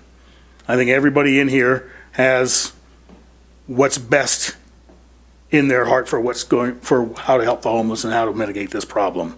And it's important for us to support and work with each other and not try to preclude each other or exclude each other, but learn from each other, share resources, and let's tackle this problem as a team, I think, going forward. Again, thank you all for coming out. Thank you for the public comments.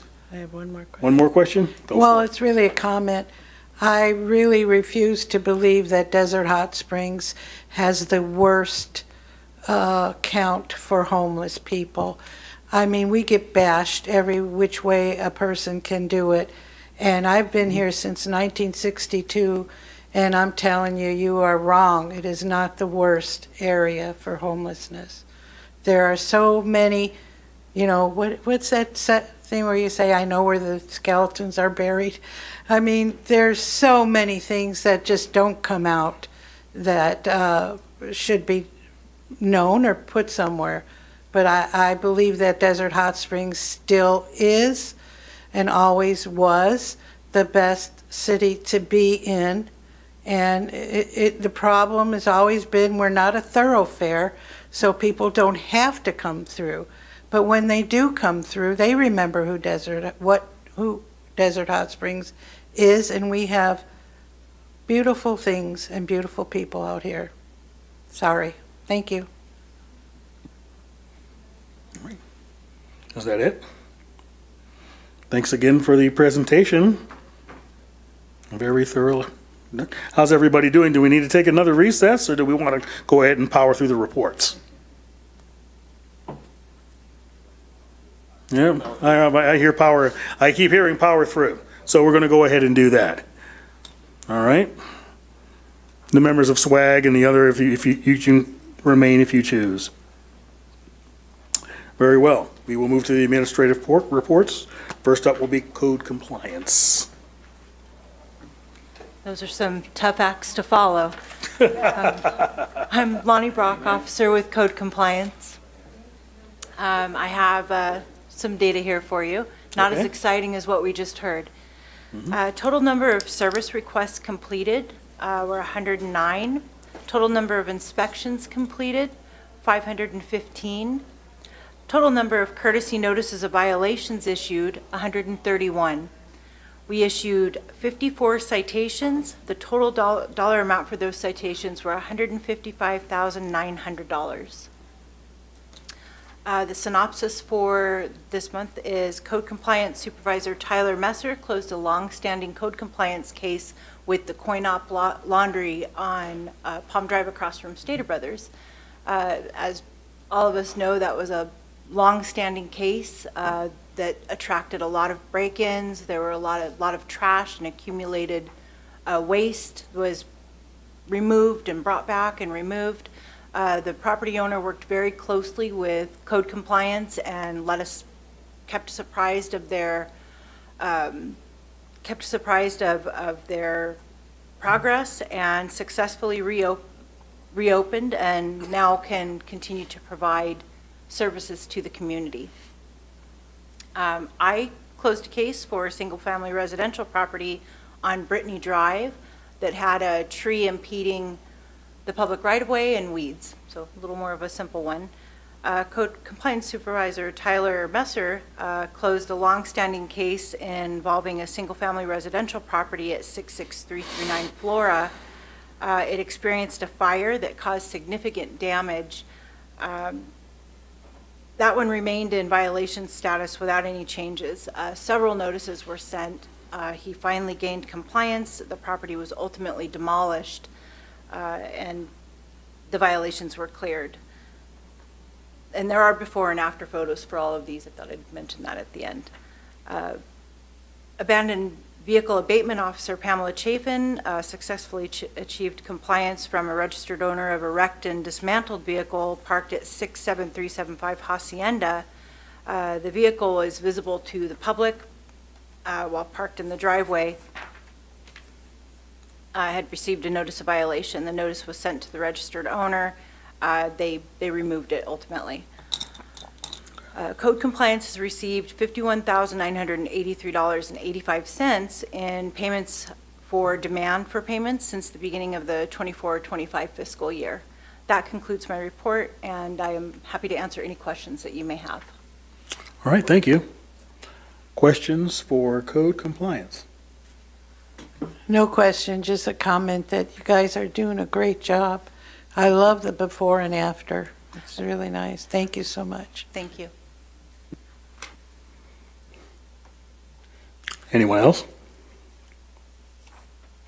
Great job, thank you. You got your hands full.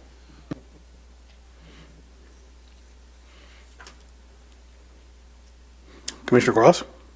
No question. Okay.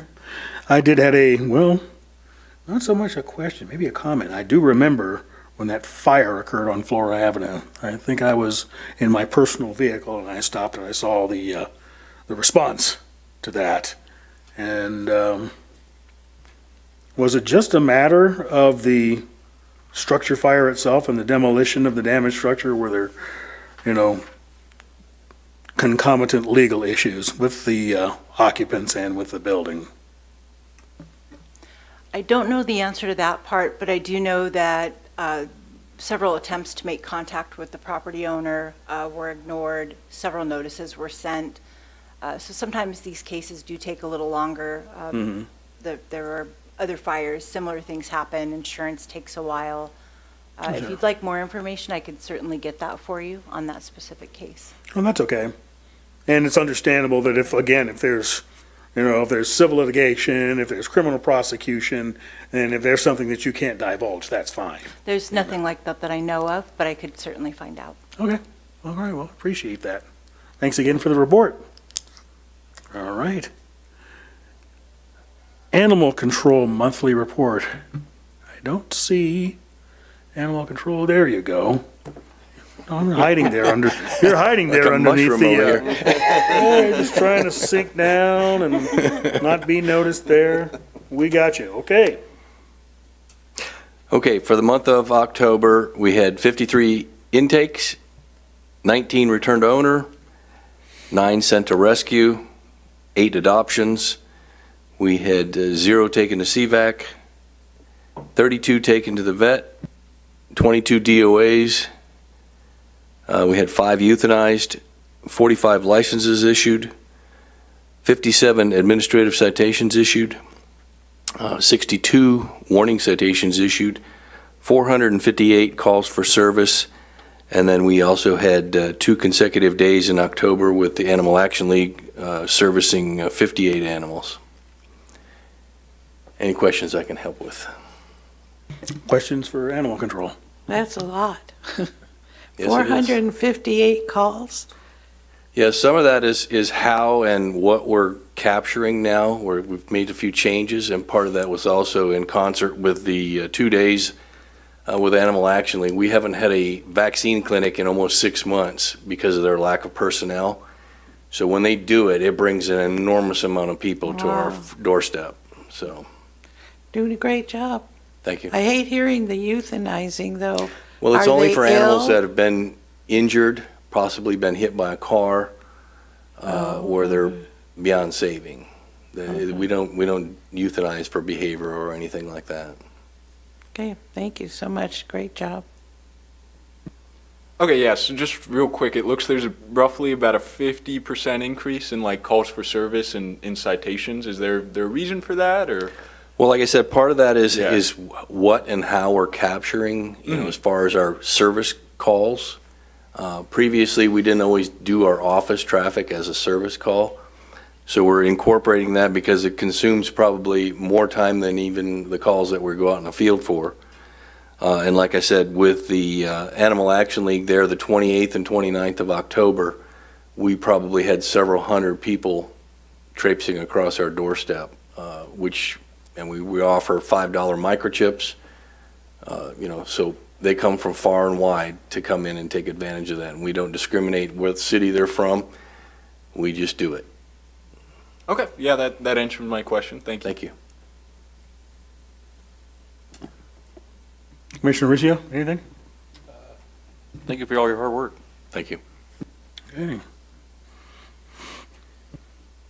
Well, yeah, 458 calls, that's working. Have you been receiving any increased complaints about the coyote population? I wouldn't say it's an increase. We do hear, sporadic calls, concerns about coyotes. We live in their territory. Indeed. So we try to educate the folks on what they can do to abate coyotes from their property and what they can also do to protect their own animals within their yards. Okay. I mean, there's a whole lot of animals out there, bobcats, owls, in addition to the coyotes. Dallas Cowboy fans. Maybe, is some of that information available on the website regards to coyote abatement and things? I would have to double check on that, to be honest with you. I'm not sure that it is, because most of the wildlife stuff, we refer that to wildlife, Okay. professionals. We don't generally deal with a lot of wildlife. Okay. Yeah, I've had my own experiences, and I've seen some anecdotes on social media about coyotes, and I believe typically their population increases around February, March, April. So the spike in the population here at this time of year is somewhat unusual, and I don't know. Yeah, It's I not don't sure have any what's causing specific numbers. I would say that they're just like humans. They're hungry and they go where the food sources are. Mm-hmm. Oh, that is true. Okay. Thanks. Thank you. And you guys are in the break. Take it. Thank you. All right. I have one more. Oh, go ahead, please. I read in La Quinta they had video of a lion. What are they? A mountain lion? A mountain lion? Do we have those? Oh, absolutely. Yeah, there are mountain lions out here. I said, I've been here since '62 and I've never seen any of that. Yeah, they're generally not very close to human populations, but we've had them as close as down by Dillon Road. Wow, okay. Yeah. I mean, the only thing I miss is, what is the little birds? I can't even think tonight. Quail? Yes, the families of quail. I don't see them around much anymore. Yeah. So, the wind. Thank you. You're welcome. Any further questions for anyone? None? All right, thank you for that report and the information. Always appreciated. The fire department. Good evening, Matt McDonald. Fire department had 466 calls for service, to include 355 medical aids, one commercial fire, one multifamily dwelling fire, and one residential structure fire, with 25 traffic collisions and various other incidents. Our response times were 72% within the 5-minute response, calling for about 237 calls being within that 5-minute response. We engaged in giving 78 calls for service and mutual aid to other areas, and received 324 mutual aid units to the city for our various incidents.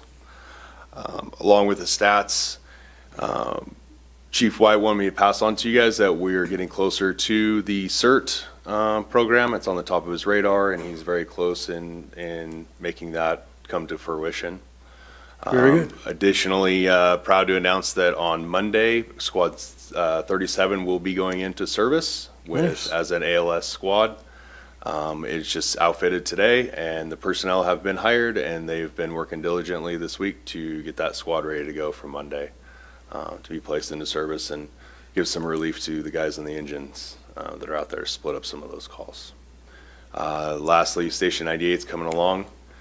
Can't say that I know for a fact that it's on track, but it definitely looks like it's on track to be ready in time for sure. So it's looking real good, and I'm excited to get that station in service and the Quint in service there. And a report. Questions for fire? It's not a question, it's a comment. I passed by where it's being built. It's so exciting to see that. I just love it, and I'm so happy about that. And road runners. That's what I don't see. Okay, thank you. Commissioner Cross? No questions or comments. Commissioner Riccio? No. Okay. Yeah, Station 98's it's a little larger than I thought it was going to be at first when we saw the schematics and everything like that. But I know when you're going to put an 80,000 plus pound rig in there, you know, it's got to be muscular. Yeah. And it's going to house a larger crew, and you know, at some point, I know somewhere in your system, well, whenever you have a piece of apparatus, somewhere you got to have a reserve. So, you know, maybe that figures into the planning as well. With regards to the squad, it's going to be operating out of Station 37. Correct. And I just had the privilege of visiting that station for the very first time, and I was curious how they're going to house the personnel, because I haven't seen, it's the time I've lived here, I haven't seen that station get any bigger. No, currently we're working with the city right now on some TIs, some tenant improvements within the facility. Moving forward, they put plans together to be able to add 3 bedrooms within the building. We're not able to increase the size of it at this time, but we are adding bedrooms within, moving some walls within, hopefully, as long as everything goes the way it should, and moving some weight rooms around in different locations and things like that to be able to house those personnel so we can get everybody there. Right now, there is enough beds to put people in. It's just going to be very, very tight and not comfortable for them for a little bit. But the city is going to take care of us and help us out. Well, that's good to hear. I did live through one such scenario where we took a fire station that was meant for 3 people, and we partitioned it internally, and we put 7 in it. So Yeah. it's not unheard of. Right. It's like you say, it's a change, but it can be done. Yeah. So that's something that's been forthcoming and anticipated for a long time, and seems like the fire service is making some pretty big strides toward increasing the profile and the scope of its service. Absolutely. So it's good times for you guys, and we're proud. Thank Yeah. you very much for Thank that you. report. Now, the police report. Good evening, everybody. As you can tell, I'm not Deputy Chief Shaw. My name is Sergeant Carranza. I'm the Detective Sergeant with the Police Department, so I'm here in his stead. Slightly younger, slightly better looking, but a little bit less experienced, so to speak. So anyways, for the month of October, total number of calls is 3,142. This includes 788 self-initiated calls and 70 traffic collisions. The stats regarding crimes against people, total of 22. That's going to be down 40% from last year. Total crimes against property, total of 40 is going to be down 35% from last year. And then other associated crimes such as drug and weapons violations is going to be 19, which is going to be down 55% from last year.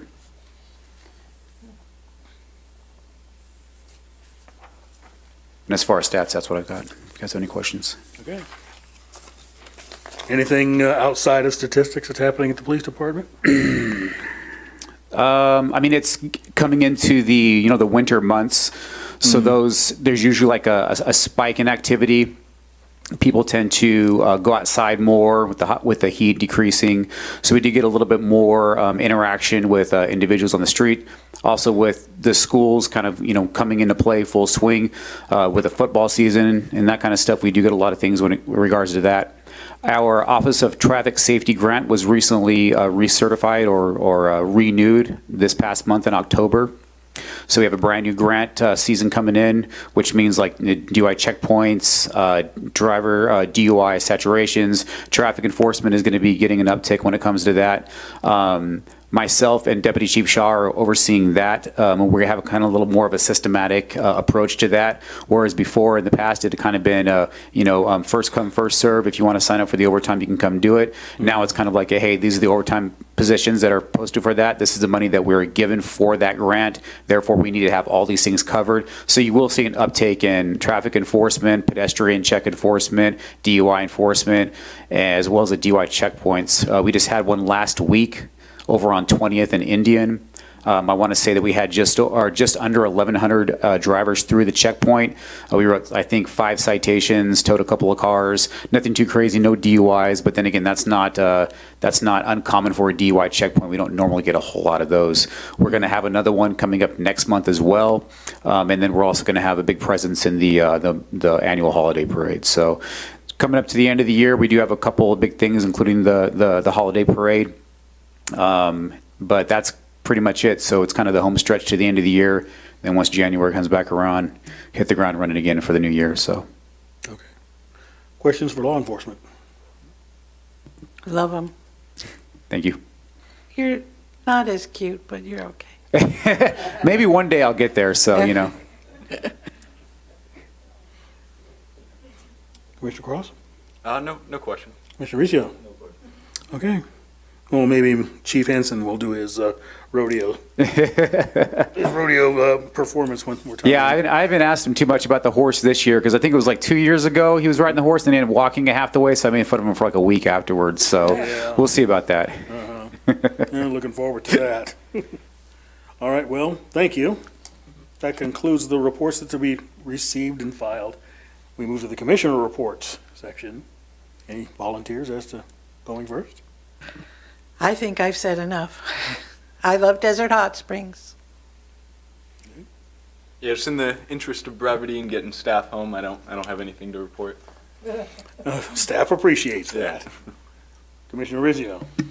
I have a report. On 10/17, Ken Mitchell and myself met with Fire Chief White, seeking direction in setting up the disaster recovery and the CERT. And after our meeting, we concluded that it would be a good idea to recertify Desert Hot Springs as an island community. So he's pursuing that right now with the Emergency Management District, and he's supposed to be meeting with the city manager over it. And he said as soon as he gets a conclusion, he'll give us a report and we'll generate another meeting. Sure. And that's one of the reasons why I brought that up with the swag, yeah. Because it's very important that since we have that liaison, I mean, we can get them certified as, CERT certified as well, to where they can respond to those people that they know where they're at. And we have a pretty good idea as far as our department where the majority of the homeless encampments are. So in the event there's some sort of major catastrophe, earthquake or Hurricane Hillary 2.0, whatever it may be, that where the people are that are going to need help and how to get out to them. So. Well, it's just the personnel will be taxed. If we get hit by an 8.0, we're going to be. Oh, I agree. But I think that regardless of how much resources we have, it's going to be a show. Yeah. Let's see. The benefit of the island city classification, this will increase our budget and our standby equipment as far as generators are concerned, cots, medical supplies, and other various items needed. And of course, CERT training for the greater community of Desert Hot Springs for volunteers to come forward. There are CERT teams that are certified in the HOAs, so that's not really a big concern of ours because they're ready to respond and they're always up to par. But it seems like my wife and I were working with CERT 15 years ago and it kind of faded away and it just got erased. So we have to try to prevent that as well. Hopefully by classifying it as an island city, maybe it'll keep that longevity going as far as the cert goes and keep it in check. That's all I have. I have a question. What is island? I didn't hear what you said. Well, yeah, that's a good question. I'm sorry, I should have brought that up. Since we have limited access in and out of Desert Hot Springs, we only have like 2 real Right. accesses. That qualifies us as an island city. Oh, Say like we lived in Hawaii, that's an island I've city. never heard that. Oh, that's Yeah. interesting. So we have no connecting cities, so we have no resources over that border, and Right. whatever happens here doesn't affect what's going on over that border, and vice versa, so we're kind of left on our own during a natural disaster that can be, you know, there's a lot of factors involved. If that earthquake hits here, we're in trouble. Do we have a helicopter landing anywhere? As far as an official helicopter landing, I don't think there is one, but we have many places that they can land. As a matter of fact, I want to say that in the next couple of coming weeks, the Riverside County Sheriff's helicopter that we use in a lot of like the fugitive apprehension type things, they're going to be landing over in the Detective Bureau for like I don't want to say a demonstration, but kind of like a little bit of a demonstration Right. for the police department. Right. So just that area, if you're familiar with where the old city hall used to be, Yes. that area where the building isn't anymore and the investigations unit is, just that area right there is enough to land. I don't know what type of helicopter it is, but it's, you know, sizable enough, so. I know that was a big deal years and years and years ago, and nothing ever happened. Yeah. All right. Well, I hope it never happens. We can always hope. Yeah. Thank you. Anything else, Commissioner Riccio? No, that's all I have for my report. You're good, okay. Well, he mentioned the meeting that we had regarding, you know, establishing CERT. We're gonna actually pull in the Coachella Valley Disaster Preparedness Network too and use some of their resources. They've already taught CERT classes up and down the county and try and help get them to assist us in getting the program off the ground as well. But during the meeting, I did mention to, we did have a conversation, a pretty lengthy one, with one of the captains at Station 36. And he mentioned there were some maintenance issues dealing with that station. Who is the point of contact that you have for facilities meetings? Because my understanding is that the station is the cities, and then the apparatus and the personnel are Riverside County Fire. We have a program that they can submit any type of facility problems or anything like that called Dude Solutions, and they submit all their facility requests through that. That way, that's how we communicate our facility problems. Okay. Yeah, there was an expression that the station, while very attractive and efficient in its basic configuration, and I know there were parts of the station that had not been tweaked or dealt with since its construction, and then there was concern that at some point somebody's got to come in and make improvements or bring the station up to snuff, as far as not just for living, but for efficiency as well. There were a couple of concerns with, you know, I guess an air conditioner went sideways and their water got into the sheetrock, and there was concern about mold. But, okay, we'll go ahead and revisit that issue. Also, you and I discussed about putting this, the meeting we had with the fire chief on the agenda. Is that? Well, yeah, as soon as creating an when he agenda comes for back with the information. Okay. With regards to the, you know, we're gonna have to talk to him about getting that grant, and Okay. if he's gonna submit it to his grant folks. And, from that point on, we'll know what funding we have. Okay. And then we'll know what to proceed with, when it comes to training, when it comes to equipment, when it comes to the vehicles that we should put the equipment on. A lot of those questions will be answered the next time we meet with fire. Well, the great thing about our city is we're entitled to the USDA grant. Yes. Which will give us some great funding and when we get that island classification to really get outfitted. Is the chief aware of that? Hmm? Did you communicate that to the chief? Is the chief aware of the USDA grant? No, I haven't discussed it with him yet because he Yeah. told me he would contact me once he. Yeah, you probably wouldn't hurt to- Mr. I'll go Chair, ahead and, I apologize, but this sounds like it's turning into an agenda item. Okay.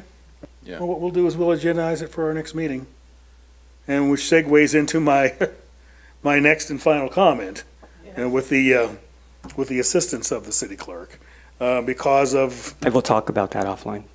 You want to do that offline? Yes, it's not 99%. It's not 100% final. Okay. And that's why I asked it. Yeah. 538, one of those 99.9% things. So we'll leave it at that.